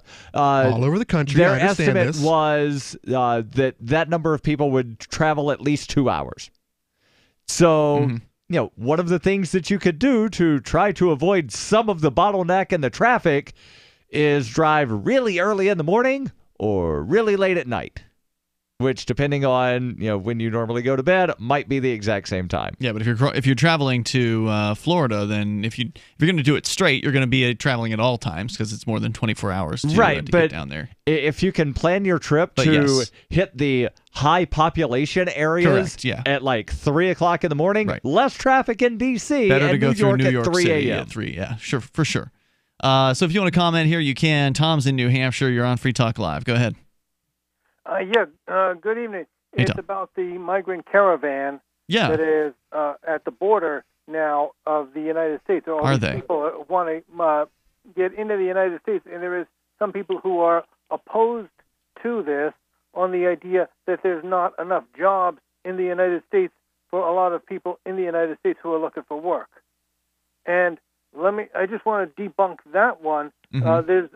You can also debunk the myth that immigrants take jobs that local people don't want, because the reason they don't want them is because they don't pay very well, and without immigrants to fill them, they'd have to pay more. But these people, there would be plenty of jobs immediately, an abundance of new jobs with the stroke of a pen if the state of California would simply wipe out all of the local zoning restrictions, there would be an abundance of new jobs in demolition and construction, removing dilapidated buildings with lead paint and aluminum wiring, and they would clean up the asbestos as best as they can, and then put in new jobs, put in new apartments, and the landlords would have to compete with each other to get tenants, and they'd be scrambling, and, rents would go way down, and stuff like, the humongous ripoff that is not widely, in the minds of a lot of people is you want to add an apartment house, they make you add a parking lot, and of course people who don't have a car wind up having to pay for the parking anyway as part of their rent, and that's a humongous ripoff for people who don't even have a car. And you wipe out the zoning restrictions, suddenly people can live closer to where they can work and shop and gather to drink together, and so things would be a lot safer. So what you're saying is, to encapsulate this, fewer restrictions on commerce, like zoning, for instance, fewer restrictions on where and how people can live would allow for easier integration into society by immigrants. It would mean an abundance of new jobs, and that would, a lot of people would suddenly have a job. Everybody who's already got a job, but they're paying half of their income in rent, suddenly the rent goes down, they have money left over. So you're saying this would help everybody. This would help everybody across the United States. Not the multimillionaires who would have to look out their bay windows and see working class people. And it wouldn't help the bigots who don't want minorities. No, it wouldn't. Multimillionaires could still live in their own, gated neighborhoods and look out the window and see whatever it is they want to see, because they're multimillionaires and they can buy whatever kind of property they want to buy as far away from anybody else as they want to be. Right, and some people that want to be secluded just buy all of the lots anywhere near their house so that they don't have neighbors. Exactly. But I see what you're saying, Tom, and it's a great point. No, well, let me point out that it would also not help some of the developers who make their living bribing the local zoning people to get a variance, so now they can make lots of money. And one of the sentiments, by the way, that the liberals have about taxes and welfare is, the reason we're just going to put in these taxes, and rich people who got their money by gaming the system, they got picked for everything from agricultural subsidies and alcohol licenses all the way down the alphabet to taxi medallions and zoning variances. Well, we're just going to tax some of their ill-gotten gains and give people money who are poor, but take away those ill-gotten gains by removing the underlying laws. And also, I think when they have zoning restrictions, they figure, well, there's also lots of welfare for people who can't afford to pay these high rents. There will be welfare programs for them. This is one of the high costs of welfare, is that it allows bureaucrats to get away with nasty stuff like zoning restrictions. One in the back of people's minds, if you can't afford the high rent, there will be welfare to bail you out. Tom, thanks for the call tonight. I do appreciate hearing from you. And of course, you know that corporations get welfare in a big way. Obviously, welfare is something that most people talk about when they're talking about food stamps, discussing the individual. But corporate welfare far exceeds food stamps. They're all bad. I mean, all forms of welfare are forced wealth redistribution, and forms of zoning are essentially, forms of control, and they need to end. So I will agree with Tom that zoning needs to get thrown out and gotten rid of. Unfortunately, once something like that gets effective, it's hard to get rid of it, including government-run code ordinances, code, all of that stuff, all of that. But I mean, zoning, code, but especially zoning. Yeah, ethanol subsidies, all of it. The toll-free number here is 855-450-FREE. That's 855-450-3733. And Tom did say that the migrants are closer to the border now. We haven't done an update on that story in quite a while either. And the Mexicans want them out. Mexicans are up in arms. Well, I don't know if all of them do. There's more coming up here. The ones people on the border of different opinions on these things. It is Free Talk Live. Attention parents and grandparents, have you ever wanted to give a gift that would have lasting value and provide spiritual benefits long after Christmas is over? A gift you could even call an investment in the next generation? If so, this is going to be the single most important message you'll hear this holiday season. Hi, I'm Bill Hyde, and I want to tell you about an exciting gift, one you can give your kids or grandkids that's going to teach Christian history, build up their faith, provide extraordinary role models, and it's all done with a distinctive Christian worldview. I'm talking about the award-winning Movies for the Mind CD sets, based on the extraordinary adventures of G.A. Henty audio series. The best part? You can finally give a Christian gift to the kids that's not boring, dull, or cheesy. The audio adventures also build vocabulary, focus, and attention span, but they're not sold in stores, and you can't get the adventures at any big internet retailers either. So to learn more, even get below wholesale pricing, and a whole bunch of Christmas bonuses, go to GiveTheAdventure.com. That's GiveTheAdventure.com. The perfect gift for kids of all ages, from 6 to 100. Go to GiveTheAdventure.com.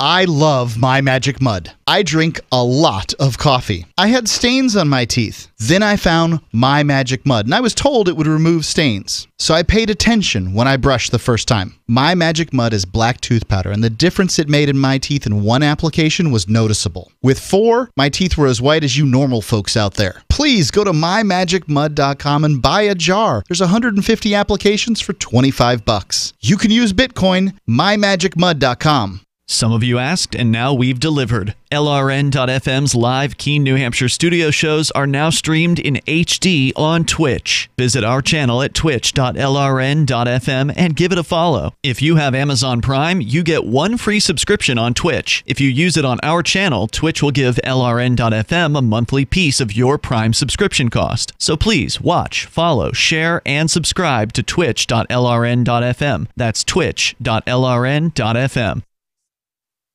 You're listening to the live edition of Free Talk Live. Hour number 3 is next after the news here on the Liberty Radio Network at LRN.FM. From Keene in the Shire, the Liberty Media capital of the world, this is Darryl W. Perry, host of FPP Radio News for Wednesday, November 21st, 2018. Silver is trading at $14.43 per ounce. Gold is valued at $1,223 per ounce. Zen is trading at $9, and the average price of Bitcoin is $4,606. Antiwar.com reports a major suicide bombing targeted a religious gathering in Kabul on Tuesday. The gathering was celebrating the birthday of the Prophet Muhammad. The government confirmed 50 dead, though an NGO running the hospital nearby said over 60 were killed and 70 were wounded. Religious scholars and clerics were gathered by the hundreds at the Uranus Wedding Hall for the event and were reciting passages from the Quran when the bomber arrived and detonated explosives in the crowd of people. The attack caused chaos and overwhelmed emergency services. Some 30 ambulances had to be sent to collect the critically wounded. The Afghan government has announced a day of mourning on Wednesday over the deaths. It is unclear who was behind the attack, and there have been no claims of credit. The Taliban issued a statement condemning the attacks on a religious target. The Islamic State would be a possible culprit, but they have yet to offer any statements on the matter. Zencash has changed their name to Horizon to better represent their transition from a cryptocurrency to a pioneering platform that protects consumer data. They're working towards the day when anyone will be able to build privacy-based applications on the Horizon platform and generate income from them. This will allow Horizon to bring thousands of real-life services to the community, services that provide freedom, utility, and privacy. Learn more at horizon.global and join the Horizon community, HORIZEN.global. UPI reports the U.S. Centers for Disease Control and Prevention on Tuesday advised consumers to avoid all romaine lettuce after an outbreak of E. coli affected 32 people. The 32 cases span 11 U.S. states, 10 cases in California, 7 in Michigan, 3 in New Jersey, and 1 or 2 cases each in Connecticut, Illinois, Massachusetts, Maryland, New Hampshire, New York, Ohio, and Wisconsin, according to a CDC advisory. At least 13 people have been hospitalized, including one person who developed a type of kidney failure known as hemolytic uremic syndrome. No deaths have yet been reported. Additionally, the Public Health Agency of Canada identified 18 infected with the same DNA fingerprint of E. coli in the provinces of Ontario and Quebec. Romaine lettuce has been identified as the source of the outbreak. The CDC also recommended retailers and restaurants not serve or sell any romaine lettuce until more is known about the outbreak as it investigates the incident. Illnesses began between October 8th and October 31st, with ill people ranging in age from 7 to 84 34 with a median of 24. Any illnesses occurring after October 30th may not have yet been reported, as it takes between 2 to 3 weeks for a person with E. coli to experience symptoms of illness. You can support FPP Radio by joining the Fans program. Fans are friends, allies, and numerous supporters. Fans help FPP afford to produce more original content. You can join the Fans program for as little as $1 per month through Patreon and get perks like ad-free versions of FPP Radio News and Peace, Love, Liberty Radio. To learn more or to join the Fans program, visit fans.fppradio.com. That's fans.fppradio.com. Reuters reports Americans may need an extra helping of patience this Thanksgiving weekend, with the largest number of travelers in a decade expected to hit the road or board flights to celebrate with family and friends after a prosperous year for many. The weather could complicate the journey in many parts of the country, as bitter, record-breaking cold blankets much of the Northeast on Thursday, Thanksgiving Day, and heavy rain in Northern California threatens to bring mudslides. Beginning on Tuesday, more than 54 million Americans were expected to travel 50 miles or more for the traditional feast, jamming highways, airports, railroads, and waterways, according to the American Automobile Association, the largest U.S. automotive advocacy group that would rank as the highest travel volume since 2005. AAA said those traveling by air should expect long security lines, while those driving to their Thanksgiving destination should plan for aggravated traffic tangles. Drivers in San Francisco, New York City, and Boston are likely to experience the worst delays, with their journeys expected to take nearly 4 times as long as normal. David Roth, a meteorologist with the National Weather Service, said weather could disrupt travel in California, where there will be a substantial risk of heavy rain on Thursday. Many other parts of the nation, meanwhile, will have a bitterly cold but clear holiday. Boston may endure the coldest Thanksgiving on record. A forecast high of 21 degrees Fahrenheit would break the record of 24 degrees set on Thanksgiving Day 1901. This has been FPP Radio News. Online at fppradio.com. Gourmet chef Ted Allen is here. He's the author of the new cookbook, Pretentious Foodie Bullshit, and he's going to show us how to cook some fussy little foodie dishes for you and all your asshole friends. Welcome back to the show, Ted. What sort of stupid, over-elaborate, fancy-ass meal are you going to make for us today? We're going to cook one of the very most pretentious dishes in my cookbook. Oh. It's a stupid, trendy piece of fish coated in some kind of nut you've never heard of, served alongside a puree of baby something or other. Oh, great! Sounds annoying. Let's get started. Okay, have at it. First, it's very important to choose the most expensive type of fish you can find for some vague environmental reason that you can then parrot back to your faux intellectual gay wad dinner party guests. Okay. And now I assume all these other ingredients are organic and locally sourced and all that bullshit. Oh, yeah. Now, what about the pureed baby turnips, Ted? You must blanch them for 30 seconds, then you shock them in an ice bath. Peel them, then boil them again with a little sugar, thyme, and a pinch of salt. This is the Onion News Network.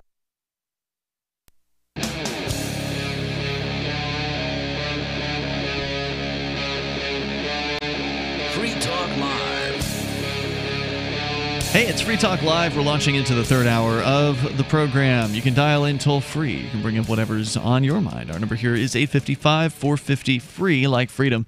855-450-3733. With you tonight, it's Ian. And Conan. And Darryl. And don't forget, you can join us online anytime you want. Just head over to freetalklive.com.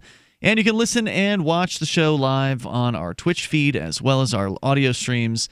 We did a special Twitch-only after show last night, and a lot of people seem to enjoy it. You can go watch it over at twitch.lrn.fm as we continue here. We will take your calls and thoughts about what you want. In the first hour of the show, we touched on a very lengthy story from Reuters that there would be no way we could get through. I don't even think in a whole show. I mean, it's a very detailed feature, I would say longer than feature-length piece. It's very detailed about this Chinese telecom company working with the Venezuelan government in order to institute the so-called fatherland card, this creepy spy tool that's basically going to be used as a control grid to watch every single thing that their people are doing, and pretty creepy stuff. So that's what we talked about in the first hour. Went to a bunch of phone calls in the second hour. Of course, open phones here all the time. Our toll-free number is 855-450-FREE. I've got another story about Venezuela, people that are basically starving. They're losing weight over there because they're not being well-nourished and can't find food very easily. But Conan, since we were talking about China earlier, Let's get back into that here in a moment. I know you had a story that was about the post office and apparently subsidies going to international packages, places like China and third world countries subsidizing their shipping rates. The U.S. government is subsidizing them, is what you're saying. The UN, it's a UN law. Oh, really? But yes, the post office is taking the brunt of it, and that's another reason why they're in the red. Oh yeah, there's a new report on that too. Let's go first though to your calls and thoughts. We're going to the Discord on-air call-in line rooms where Tom is on the line with us here. Tom, you're where are you calling from tonight? Florida. And what's your topic? What do you want to talk about? 2020 election. What about it?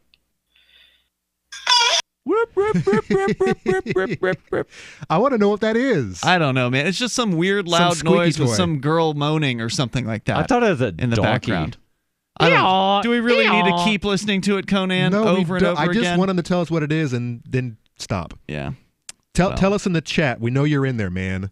Yeah, so he's in there with at least 3 different accounts now, because I'm pretty sure it's the same person calling with different account names. Yeah. He keeps asking, did I get through? Did it get through? Did it get through? No, you didn't get through, man. Right, they want to do what's called clipping it on Twitch. So as you're watching a Twitch stream, like we're on right now at twitch.lrn.fm, if you're logged in to your Twitch account as you're watching it, you can hit a button that will clip basically the last 60 seconds of what happened, and it kind of cuts it out automatically from the stream. It's still a part of your stream, but there's a section on the video or on your profile, on our profile, called clips that users can create clips. So it basically, for a crank caller like that, that would be their trophy, right? Like if they get their crank on the air and then they hit the clip button, it grabs the last 60 seconds of the stream and it saves it to a section of our profile. So the clip only gets uploaded if he initiates that. That's correct. That clipping. So he didn't get any of them. All right, he got it. He probably got one. Well, he could put some real crap up there. I mean, yeah, it's crap. It's a crap trophy, man. He's clipping out crap and acting as though it's like, a big deal. Like he's accomplished something that's special by playing a silly noise. Hey man, if you've ever listened to the show, you got to call in and be unique. You got to have a story. You got to create a persona like God and the devil. You should. I mean, if you want to actually get more than a handful of seconds to talk on the radio, we'll come up with something more creative. And if you're unique and you're good, we'll listen to it. Yeah, we'll talk to you. We'll ask you questions. Say something other than "but." Yeah. Or playing a indescribably annoying sound effect, right? Because that's what's been going on tonight. Which is, it's one of the worst crank calls you could possibly do. Let's talk to him. Oh, wait, no, let's not talk to him because he hasn't even unmuted his microphone. If you're going to call us on the Discord on-air call-in line room, you got to unmute the microphone. Otherwise, you're just not going to get on the air because we couldn't put you on the air because you're muted. Anyway, the Discord chat is discord.lrn.fm. Just jump into one of those top call-in line rooms to join us here. Conan, you're a postal service package delivery man. Yeah, this is something that is very near and dear to my heart because not only am I a merchant, not only do I sell product all over the country, but I also deliver them. So it's kind of a unique little. You see both ends of it. I see both ends of it. Right.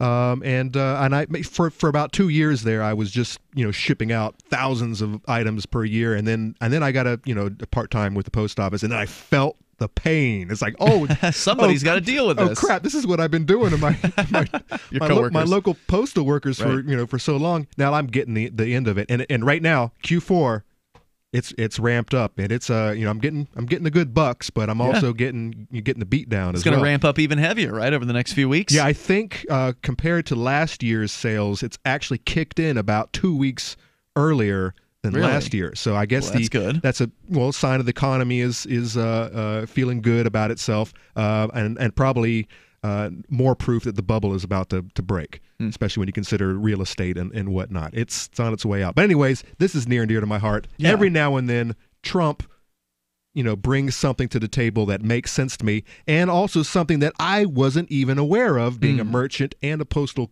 carrier, and that is the fact that the post office is subsidizing Chinese shipping rates. If you've ever got on Amazon and wondered why you could go and get a $1 item from China and have it with no shipping, with free shipping, or for like that. $1 or something like that, and then you look at someone out of Indiana or out of Texas, and it's like they want $4. $10, yeah. And it's like, well, how the hell does that work? Well, it's because they've been subsidized for the longest time. There was a 144-year-old international postal agreement set up by the UN, and it's cute listening to different... Set up prior to the UN. That hasn't been around that long, right? The Universal Postal Union was established in 1874, which predates the UN by decades, like right? 70 years. Yeah, and this particular deal that I'm talking about is probably only, I think it's only like 10 years old. It's about a decade old. About when the post office started getting back in the red. But anyways, it was created to... Hold on, the post office turned a profit at some point? Yes. Yeah, 10 years ago. In like 1840 whatever, when they shut down Lysander Spooner? There were a couple of years ago, 10 years ago, that they were in the black. But basically this agreement was set up to actually benefit developing countries. You know, they're having a hard time. This is redistributing the wealth. You're saying the U.S. Postal Service pays the Chinese government or the Chinese company? Who's getting paid here exactly? The Chinese government or the Chinese shippers are not paying the full amount, and the post office get discounts. Post office is picking up the difference. I see. So basically, this was set up back when China was a developing country, and they had issues which they are not any longer. They're well developed. Their GDP is about to pass ours. Is that true? Yes, it is getting closer and closer. Really? Give it probably another 2 or 3 years, and they'll surpass us. That is my bet. Well, if that's true, that's great news for them. Well, anyways, Trump comes out and he's like, "This is bull crap," and I'm like, "I didn't even know about this. This is bull crap. Why are we subsidizing these people who are actually undercutting me as a merchant? I have to compete with Chinese merchants, and the other company that I work for, the post office, that is in the red for many reasons, and this is just one of them. Why are we doing this?" So Trump has threatened to pull out of this agreement, and it's cute, you know, looking at the different biases. I got one article here from Fortune.com, but there's many. I think Vice was one of them. They're all blaming Trump for, oh, guess what? If we pull out of this agreement, you're going to be paying an extra $5 on them earbuds. So China it's like, yeah, but you're not actually seeing the hidden costs. China is still listed as a that your developing... taxpayers are paying for federal pensions or post office pensions. It's coming out of your taxpayer dollars. You just don't. But you're not considering that. You're only thinking about the $5 you're going to lose on your earbuds. So, Conan, China is still listed as a developing country according to the International Monetary Fund, though there is another list that shows them as a newly industrialized country. Yeah, I mean, So Conan, I'm looking here. definitions based on different things. I'm looking here at a chart that was published this year over at Bloomberg.com. It definitely shows China gaining as far as its rate on GDP growth is concerned. And over a period of decades, it could cross the U.S., but I mean, it's not going to cross it next year. There's more coming up here in moments. 3 years. This is free, not even 3. It's Free Talk Live. We have some good news. The indictments against Ross Ulbricht in the District of Maryland were dismissed with prejudice, meaning they can never be refiled. This is especially good because those indictments contain the only charge ever made that Ross engaged in murder for hire. This was a serious allegation that Ross Ulbricht denies. It was never prosecuted or ruled on by a jury, but was trumpeted by the federal government and the media as if it were proven fact. The Maryland court held these indictments for almost 5 years, poisoning Ross's case and leaving him under a cloud of unproven allegations. As explained in Ross's appeal to the Supreme Court, the fact that the judge used these allegations to give Ross a draconian sentence of double life without parole violated his Sixth Amendment right to a jury trial. Judges are required to issue sentences based on convictions decided by a jury, not unproven allegations never even charged at trial. Although this is a positive development, the dropped indictment will not set Ross free. Now, a presidential pardon is Ross's only hope of freedom. Sign the petition at freeross.org. freeross.org. Bitcoin.com is delighted to announce their latest partnership with the gift card specialists at eGifter.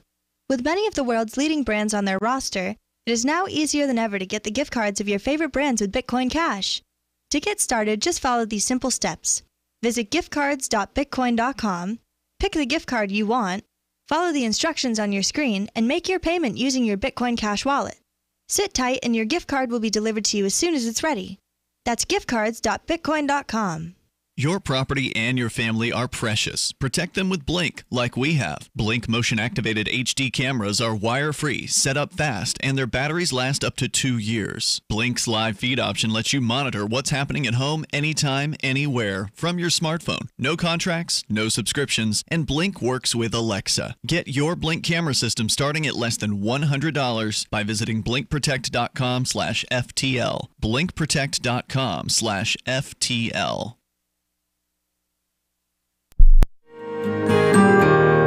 So the protection of life, liberty, and property is what the Free State Project is all about. But it's an effort to move 20,000 people who understand. It's about demonstrating to the entire country that, yeah, we can have a free market, a truly free market. Making it just a freer, great place to live. It's the world's largest voluntarist libertarian community, and it's only getting bigger. That's amazing, to be able to move to a place where other people passionately believe in being free and independent. What the Free State Project is managing to do, though, is to put their money where their mouth is. Physically getting up across the country and saying, let's go someplace and let's demonstrate the power of these ideas. There's a lot of kind of philosophy that surrounds liberty. There's a lot of thinking about it and talking about it. But here in New Hampshire, people are doing it. 101 Reasons Liberty Lives in New Hampshire, a documentary by Free State Project early movers. Watch it free at 101reasonsfilm.com. 101reasonsfilm.com.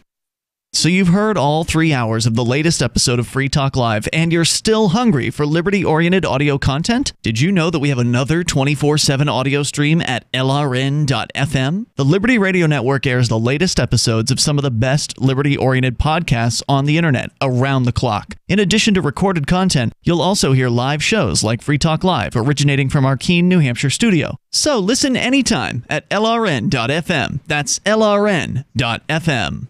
So you've signed the Shire Society Declaration and are planning your move to New Hampshire to be around more liberty-oriented people. Next, sign up for the Shire Society Forum at forum.shiresociety.com. There are a bunch of people there who are already in the Shire, and they want to meet you. If you're already in the Shire physically, you should also come by the forums. Remember, not everyone uses Facebook. New people are signing up for the Shire Society Forum every month, so drop in and say hello at forum.shiresociety.com.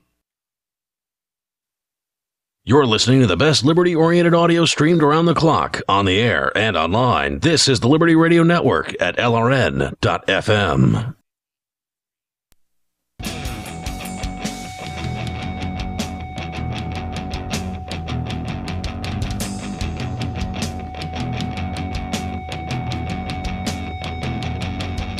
Free Talk Live. You're invited here to join us on the radio waves. Our toll-free number is 855-450-FREE. You can bring up anything that you want, for better or for worse. And sometimes that does get us into a little bit of sticky situations here on Free Talk Live, having to juggle the responsibilities of doing a radio show with the desire that I have to allowing people to express themselves on said radio show. So that's what we do here, and we try to do the best we can.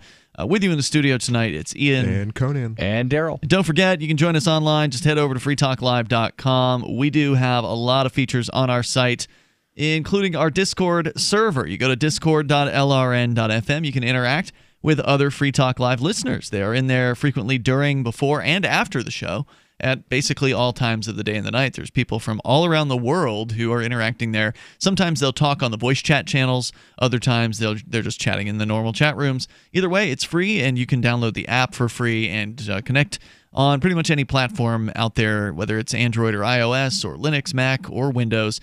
You decide, go to discordapp.com to grab the app and then create your username and password. And then you should be able to jump right into our server by clicking in your browser and going to discord.lrn.fm. As we continue here, Conan, you were telling us about a surprise subsidy that you learned about recently. And I also mentioned that China would overtake the U.S. in 3 years as far as GDP is concerned. Right now, 2018, U.S. That's a little optimistic. It's a little, well, it's actually a negative. It's a little pessimistic. Yeah. The 2018, the U.S. is 19.8 trillion. Mm-hmm. China is 12.8 trillion. And it looks like 2028 is when they'll match, and 2029 is when China will overtake the U.S. Now, that's considering the rates being the same. Well, that's the overall and this is according to GDP. Bloomberg. That's the overall. What some people look at as, like the actual number, blah, blah, blah, is the per capita.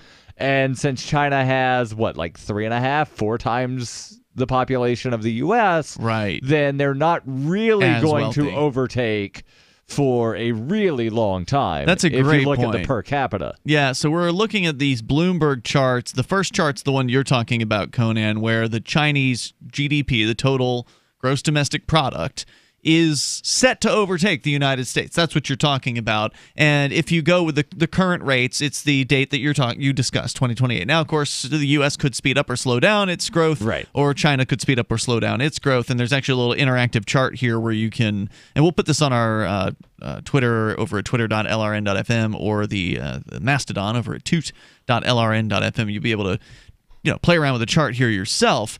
But like you're saying, Darryl, when you go down to the per capita chart, as of looks like 2017, per capita was $54,198 in the United States, as compared to $15,175 in China.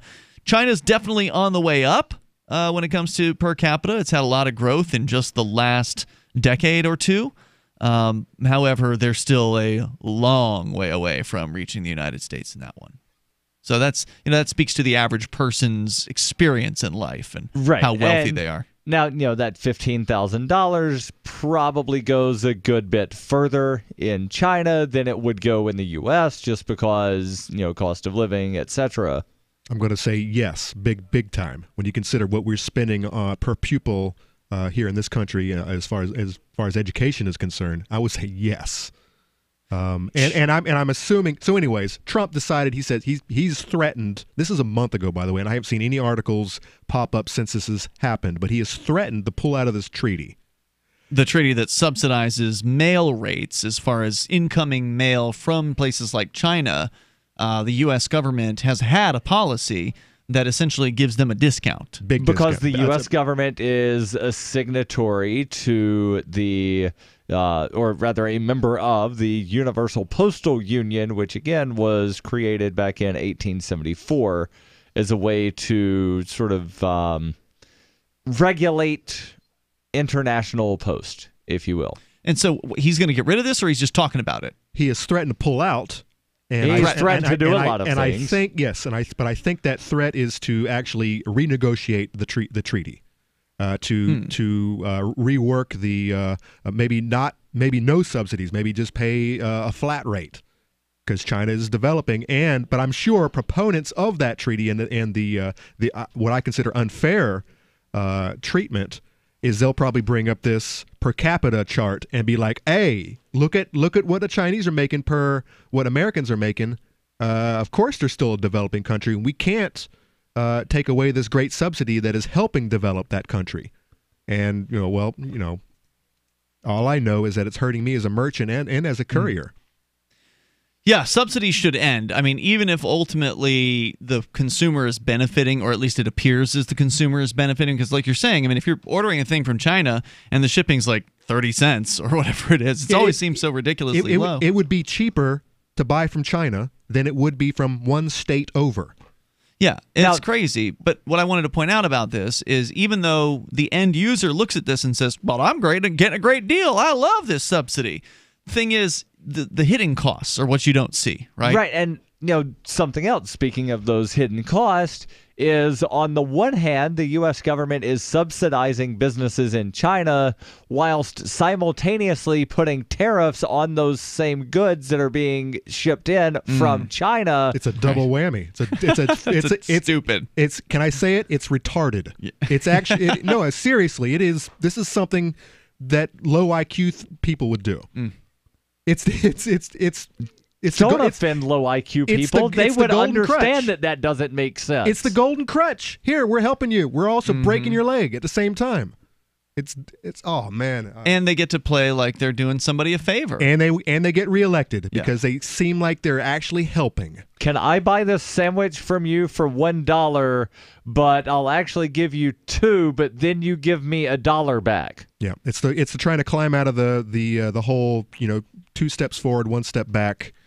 And in this situation, I would say it's 2 steps forward, 3 steps back until we're finally buried up to our necks. Now, there is an interesting statistic here to come back to the U.S.-Chinese comparisons from the Bloomberg story. China now has about the same proportion of city dwellers as the United States did in 1940. And so they say here farming is changing in China, paving the way for decades of further urbanization. That'll fuel demand for jobs, apartments, and services, beefing up the purchasing power of 300 million to 400 million people. Yeah, this is like their industrial revolution where all the farmers packed up and they went to the cities and worked in sweatshops. Well, wait a minute. The Industrial Revolution, when didn't that start in the 1800s? Long time ago. Well, they're talking about they have the same urban population today as the U.S. did in 1940, which would have been past the Industrial Revolution. Industrial Revolution, this is their 1820 Industrial to Revolution. 1840. No, I'm telling you, they're past their Industrial Revolution. When did the Industrial Revolution end? 1820 to 1840. Right, so 100 years prior to 1940. They're having a resurgence. An industrial revolution and resurgence where they're actually taking advantage of. I'm suggesting they're past their industrial revolution and are going to whatever the next revolution was after that. I don't know what it was. There's the information one that we're kind of in right now. What came between the information revolution? I'll find out. Yeah, and the industrial. There's more coming up here. It is Free Talk Live. Hunters, anglers, campers, and survivalists. Get back to nature. Expand your horizons with the highest quality, most versatile, unique slingshots and sling bows on the market at slingbow.com. Slingbow products are compact and models start from just $17.98. They're perfect for your bug out bag or storing in your vehicle. Give yourself and your loved ones the excitement and tradition of slingbow. A new frontier in archery and truly modern twist on this primitive survival tool. Feel the thrill only at slingbow.com. Anytime, any place, anywhere, radio remains the most intimate of all forms of media. At home, at work, in the car, on smartphones. Over 90% of consumers still listen to radio every week. That makes choosing radio as a place to advertise your business one of the best decisions you can make. Email advertise@gcnlive.com and partner up with an experienced GCN representative. Advertise@gcnlive.com. Easy, affordable, effective. Are you a sneezer? If you're not, can you get close to one? I don't literally mean someone sneezing. Sneezer, as defined by marketing guru Seth Godin, is an opinion leader. When a sneezer mentions something, other people catch what Godin calls the idea virus. Seth Godin says some people are more likely to tell their friends about a great new idea. So identifying and courting sneezers is a key success factor for idea merchants. His book, Unleashing the Idea Virus, is the most downloaded ebook in history, and you can download the whole book free. That's how he's making his idea contagious. Click tips, tricks, and other stuff to help you cut through the clutter at www.survivalspeech.com. I'm Holland Cook. The new 4th edition of Healing Our World, The Compassion of Libertarianism, will take your understanding of liberty to a deeper level and has over 1,300 updated references, new cartoons, and a foreword by Dr. Ron Paul. With discounts for multiple book purchases, the 4th edition of Healing Our World is a great gift for the liberals, pragmatists, environmentalists, and Christians in your life who think libertarianism is cold-hearted. Get yours today at healing.freetalklive.com and use promo code FTL for a $5 discount. LRN.FM is proud to announce our official listening apps for Android and iOS devices. Now you can easily tune into our streams anywhere, anytime on your smartphone or tablet. Just visit apps.lrn.fm or search for LRN.FM in the Android or Apple app stores. Please download, rate us 5 stars, then share the link on your social media and let your friends and family know how you're listening to LRN.FM. Download it now, free at apps.lrn.fm. Free Talk Live. I had a turning point in my life that happened right here on the air on Free Talk Live. A veteran, a guy who had served like 20 years in the military in both the Navy and the Army, called in and he asked me to rebut the statement. The military are a bunch of paid killers working for liars and thieves in Washington, D.C. Now, When you're stuck here on the air, you're on live radio. There's nowhere to go. You can't excuse yourself to go to the bathroom. You can't change the subject. You're a talk show host who has built their reputation on honesty and logic. What are you going to do when somebody says that to you? Well, when you don't have an answer to something, you're going to have to look really hard at the other side's opinion. And that's what I was left doing. Free Talk Live, 7 nights a week from 7 to 10 Eastern, live on the Liberty Radio Network at LRN.FM. Do you love Twitter? Make sure you favorite the LRN.FM Twitter account so you can receive our tweets at twitter.lrn.fm. That's twitter.lrn.fm.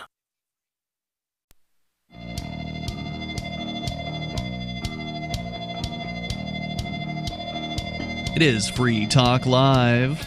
We're here on Thanksgiving Day Eve, and we're live. Show's live, as it always is. It'll be live tomorrow night as well. Darryl's going to be heading up the show, as he always does, on Thursday evening.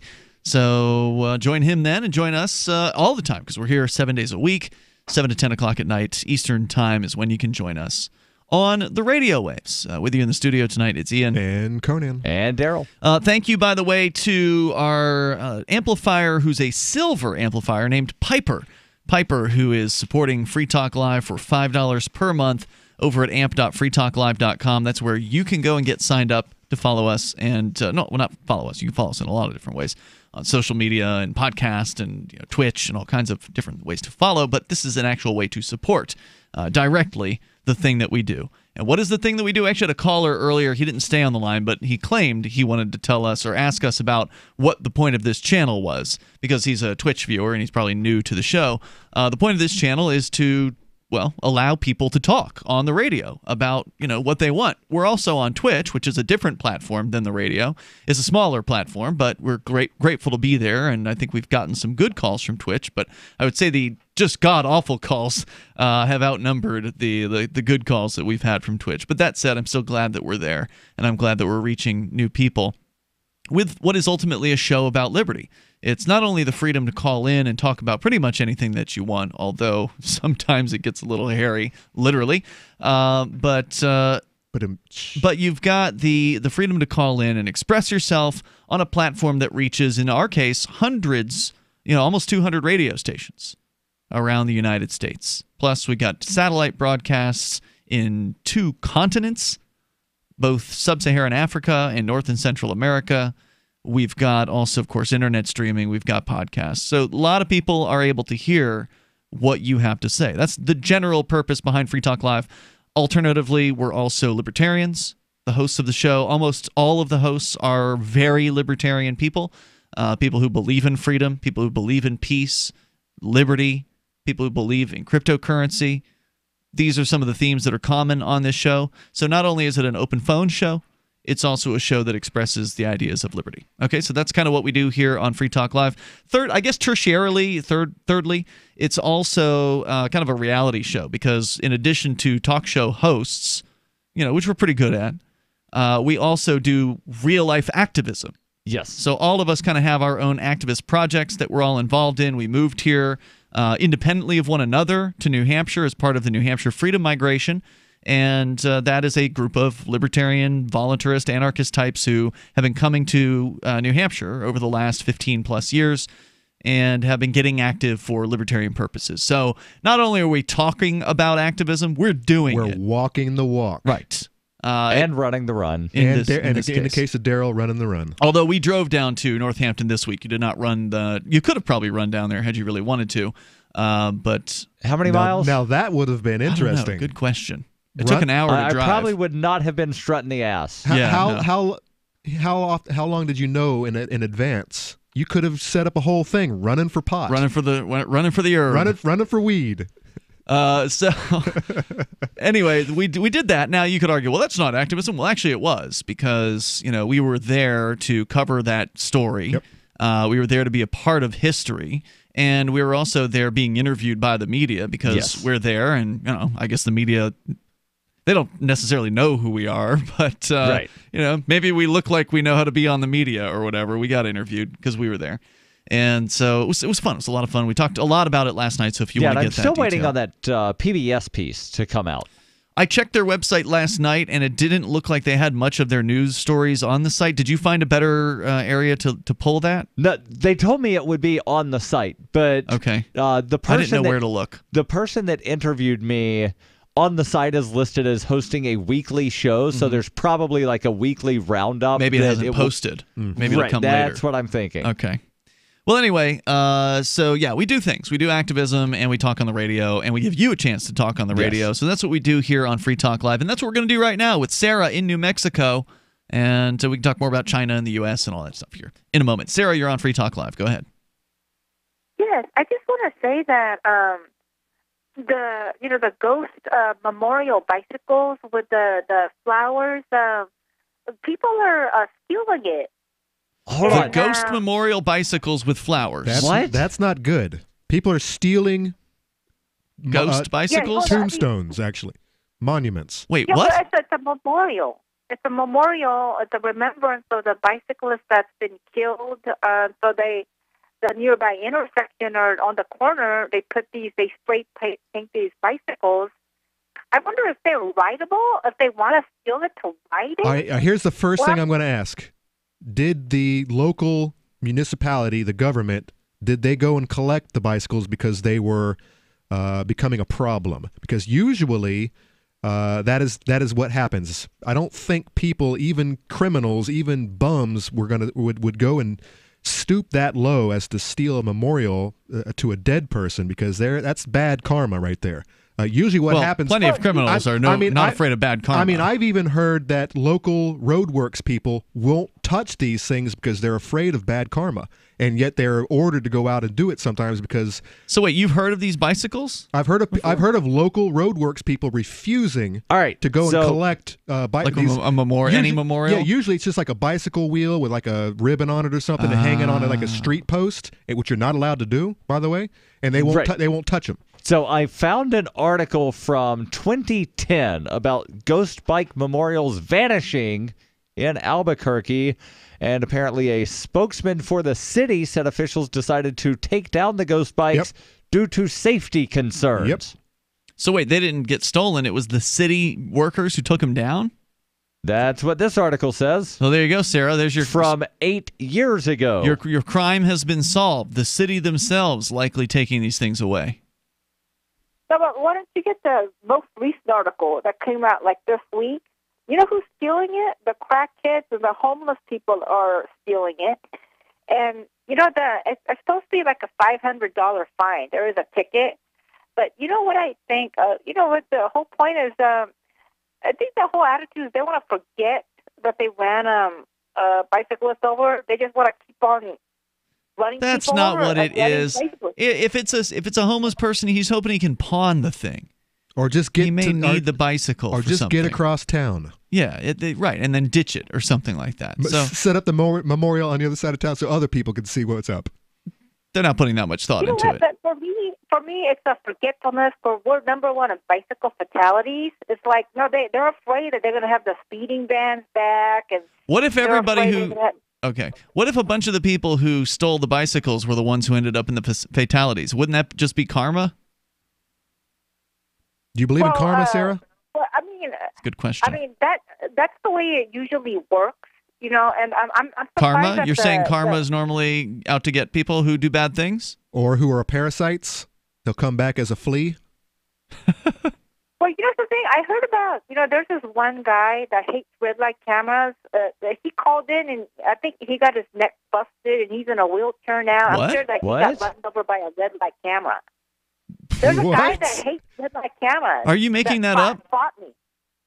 We No, would've- I heard him on the radio, and he said that he got his neck broken. He's in a wheelchair. By whom? and How did he hates get his neck handicapped broken? people. Well, you know what? I'm sure that he got run over, but he got T-boned by a red light violator. I think he was in a severe car wreck. So did he get run over or did he get T-boned? Because those are different things.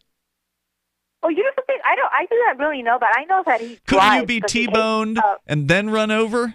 It'd be hard. Like you'd have to somehow fall out of the truck and then fall onto the ground and then have somebody else run you over. I guess. He hated Probably pretty unlikely. accessible sidewalks, and he hated red light cameras. He was into suing Netflix. I don't see anything coming up, Sarah. That's a story. I think she's making that up. She heard it on the radio. I've heard lots of things on the radio that aren't true. Some of them out of Sarah's mouth. I could hear one of these hosts coming up and saying, "Guess what? This is what you're gonna get, you red light haters, you red light camera haters. You're gonna be the next one to get run over, or in Sarah's case, runned over." There's more coming up here in moments. Our toll-free number is 855-450-FREE. That's 855-450-3733. We got time for you if you want to get on the line with us. This is Free Talk Live. Are you a cryptocurrency advocate? The Crypto Tip is the ideal outreach tool to help new people discover cryptocurrency. It's a printable business card-sized tip that you can give to service providers, preferably in addition to a good cash tip. When the server scans the QR code, it'll bring up an explanation of cryptocurrency, how to install a wallet, and allow them to claim the tip. If they don't claim the crypto, you get your tip refunded to you after a time period you specify. Plus, if they do claim the tip, you get an email alert. Create as many tips as you want at cryptotip.org. That's cryptotip.org. Do you operate a retail business and are looking for a solution for point-of-sale cryptocurrency acceptance? It's never been easier thanks to AnyPay.global. There's no paperwork or approval process to open an account. If you already have a tablet at your cash register, you're almost done. Just sign up at AnyPay.global. Drop your personal crypto wallet addresses in our setup page, and then load our app. That's it. You're accepting cryptocurrency like Bitcoin and Dash at your store. Get started now at AnyPay.global. That's AnyPay.global. Heart-related health problems affect millions of people each year. Maybe you're one of the many who suffer from issues related to angina pain, high blood pressure, congestive heart failure, unbalanced cholesterol, irregular heartbeat, or clogged arteries. There is a solution that doesn't involve expensive prescription drugs that only mask the problem and leave you with horrible side effects. If you are ready to live your life free of sickness, pain, and fear, live your life with increased vitality, energy, and youthfulness, and experience your body healing itself, then you're ready for Heart and Body Extract from Healthy Hearts Club. Here is what one satisfied customer had to say about Heart and Body Extract regarding his angina pain. I haven't had an angina pain since I've been on it. The Heart Body Extract is just so great. I thank God that I was led to this product that's doing so much for me and that can do so much for other people. Call to order your 2-month supply of Heart and Body Extract today. Call 1-866-295-5305 or go to hbextract.com. Is spreading the message of liberty, cryptocurrency, and peace around the globe worth $2 per month to you? As you may already know, in addition to our internet feed, LRN.FM broadcasts on free-to-air satellite across North and Central America, as well as Sub-Saharan Africa. And we've been available on satellite for free 24/7 since 2010. The LRN.FM free-to-air satellite signal is reaching some of the most oppressive regimes in the world, and there's no doubt our ideas are making an impact. You can learn more about the channel's impact by watching the 3-minute video at fund.lrn.fm.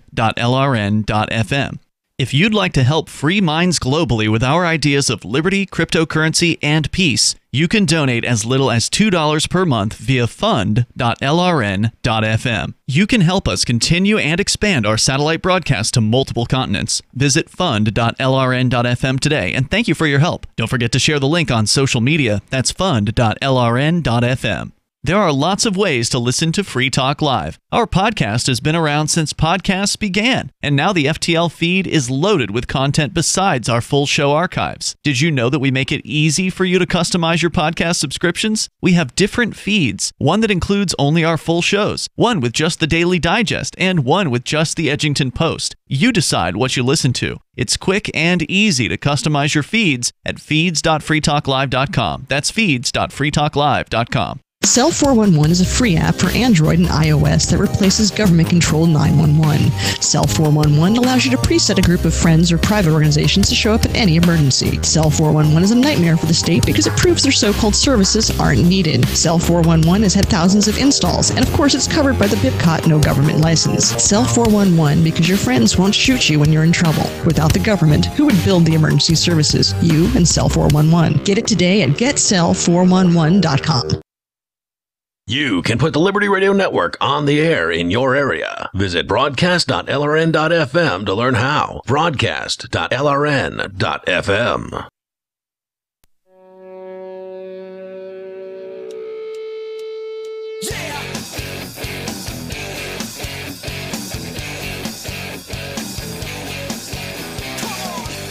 It's Free Talk Live. Dial in toll free. Bring up what you want. In these remaining moments, we have enough time for you. And the number is 855-450-FREE. With you tonight, it's Ian. And Conan. And Darryl. 855-450-3733. Or you can use our Discord on-air call-in line rooms over at discord.lrn.fm. And a big thanks to Jared H., who is a Amplifier Gold. He gives $10 a month to Free Talk Live. I've done a few tonight because I'm trying to get caught up. We spaced doing these over a couple days, and we'd been doing so well on a one per night kind of basis. So thanks to Jared H. for doing that. It's $10 a month, which is what the gold is. But you know, if you want to get into the AMP program, all you have to do is $5 a month. We appreciate that, and you get all the perks for the $5 level over at amp.freetalklive.com. And thank you to everyone who is currently amping, and even everybody who has amped in the past. We still appreciate it because we wouldn't be where we are today if you hadn't helped us out. So thank you for that. And go and get all the perks and get the bennies over at amp.freetalklive.com. It helps us out.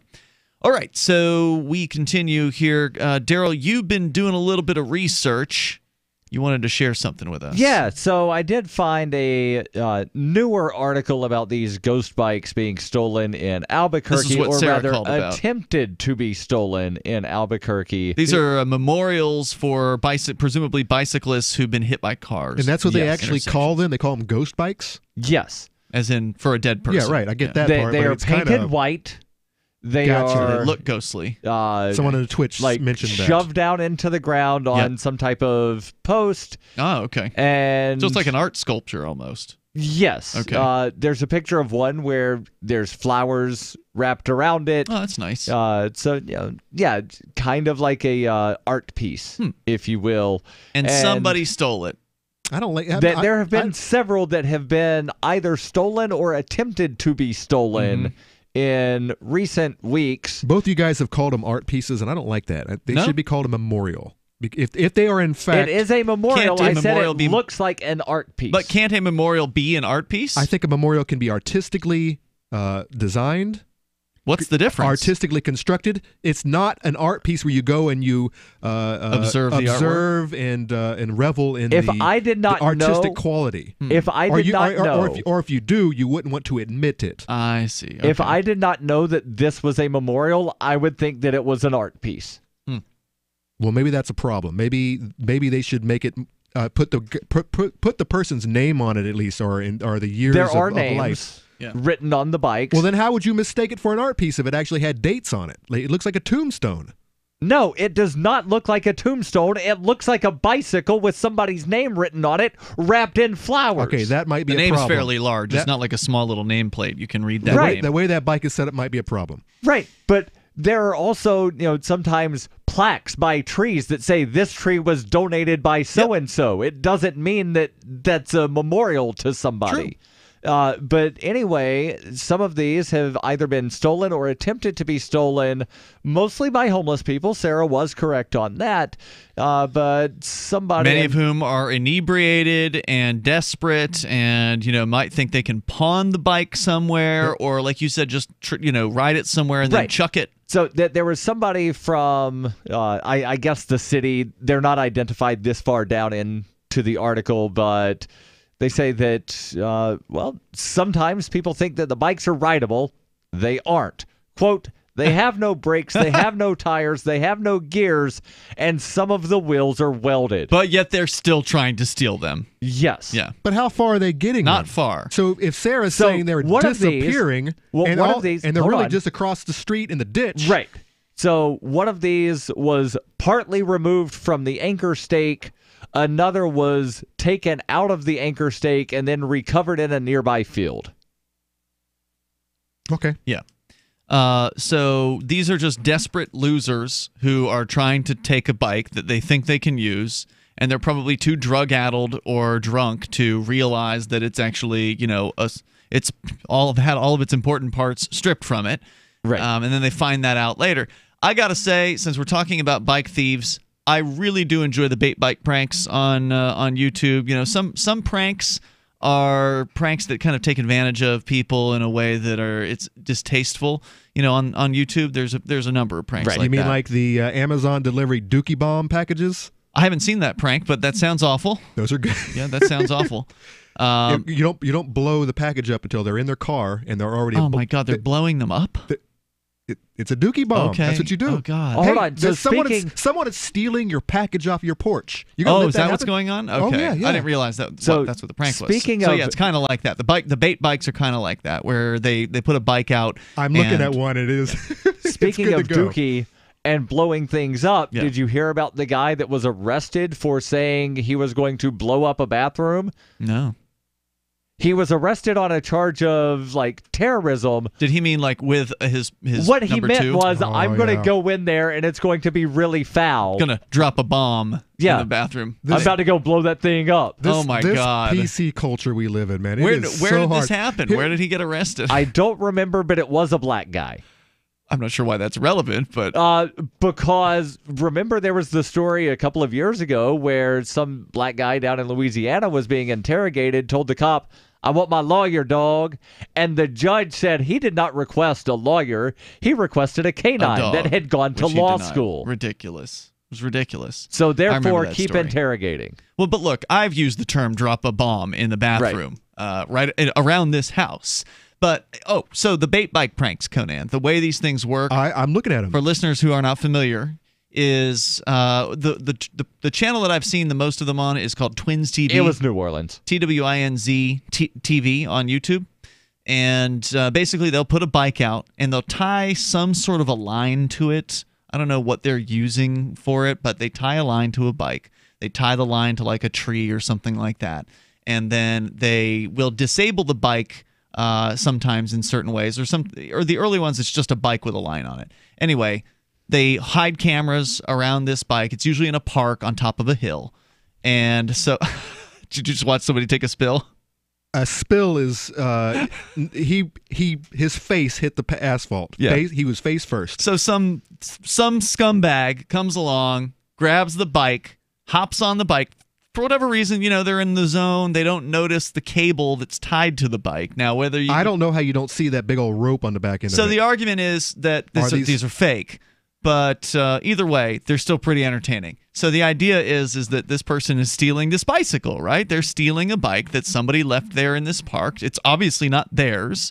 And they start riding it away. And, of course, as they're riding away, the chain or the cable is going to tighten up, and then it pulls taut on the bike.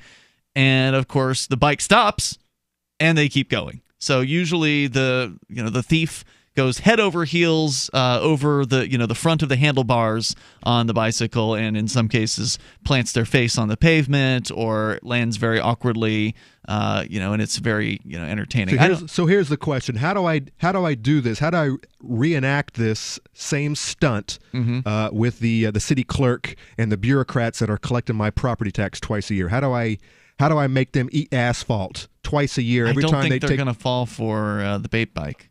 I suspect they all have the bikes they need. They get paid big government money. They got plenty of money. I'm thinking about taking it to the next level. How do I trick them into eating asphalt when they steal my check? 2 checks a year. Yeah, I don't think you can. I think you can do that. By the way, I was talking about the Chinese resurgence, Industrial Revolution. Oh yeah, the Industrial Revolution. And what level they're at.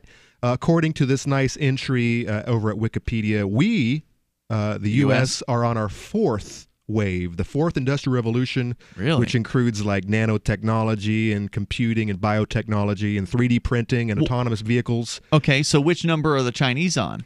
I think they're there. They're on their 4th one or their first one? I think they are ending their 3rd and they're moving into the 4th, where we're already there. I think they're leaving the 3rd, which is let's see what the 3rd revolution is: personal computers, internet, information, communications. Well, right, technology. because they've already got that. Is what you're saying. Correct. Right, so they have their own. They're working on nanotechnology. They're working on that kind of thing. But so we're asking. So they just have to get their earning potential to catch up. Essentially, the technology's there. They've got the business chops. Yeah, it's just people are moving out of the farmland. It's just their standard of living is a lot less than ours. If they're surviving off of $15,000 per person, right? We're somewhere in like 50s. That's what that's a big difference. But as Darryl pointed out, $15,000 in China probably goes a lot further. Especially if you're making a lot of the stuff, it's already you already have it at your disposal. But definitely they are moving. They're hitting some level of the Industrial Revolution. What were the different ages in the United States? You recall? Because I'd asked you what came after the Industrial Revolution in the 1800s. Yeah, and then 30, 40 years later was the Second Industrial Revolution, and after that was the Atomic Age. So the Atomic Age would have been, what, around the 40s, 50s? Starting in the 40s. Okay. And then the Information Age after that, I presume? Probably. I don't have it pulled up. Digital More revolution. coming up tomorrow night for the live Thanksgiving show. We'll see you then. It's freetalklive.com. Hi, I'm Derek J. To me, an activist's calling is to actively work to advance a cause. The cause for which I work is personal freedom. I believe my life is best when I engage in voluntary interactions and self-government. I reject the idea that anyone else has a higher claim to my life or my body than I do. I see people who call themselves the government as a threat to my personal freedom. I realize you may feel differently, but my relationship with the people who call themselves the government is completely involuntary. If Starbucks used some of its money to drop bombs, I wouldn't shop there. So why would I support the American empire? The empire does not require my consent. Derek J's Victimless Crime Spree. Watch it for free and order the Director's Cut DVD at victimlesscrimespree.com. That's victimlesscrimespree.com.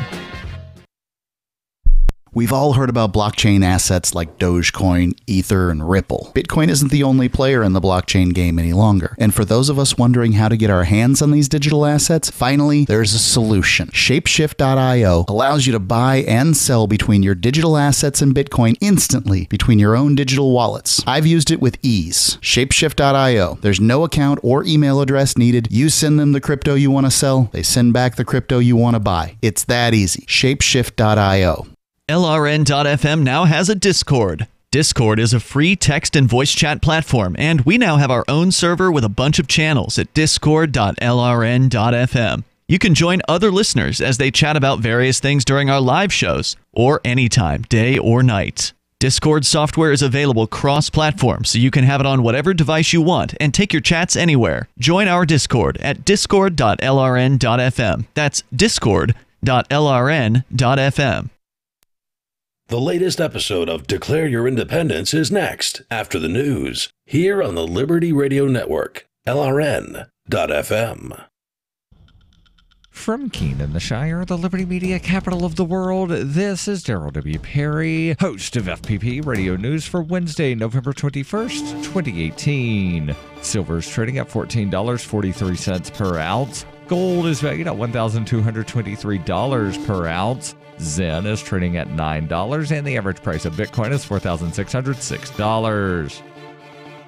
Antiwar.com reports a major suicide bombing targeted a religious gathering in Kabul on Tuesday. The gathering was celebrating the birthday of the Prophet Muhammad. The government confirmed 50 dead, though an NGO running the hospital nearby said over 60 were killed and 70 were wounded. Religious scholars and clerics were gathered by the hundreds at the Uranus Wedding Hall for the event and were reciting passages from the Quran when the bomber arrived and detonated explosives in the crowd of people. The attack caused chaos and overwhelmed emergency services. Some 30 ambulances had to be sent to collect the critically wounded. The Afghan government has announced a day of mourning on Wednesday over the deaths. It is unclear who was behind the attack, and there have been no claims of credit. The Taliban issued a statement condemning the attacks on a religious target. The Islamic State would be a possible culprit, but they have yet to offer any statements on the matter.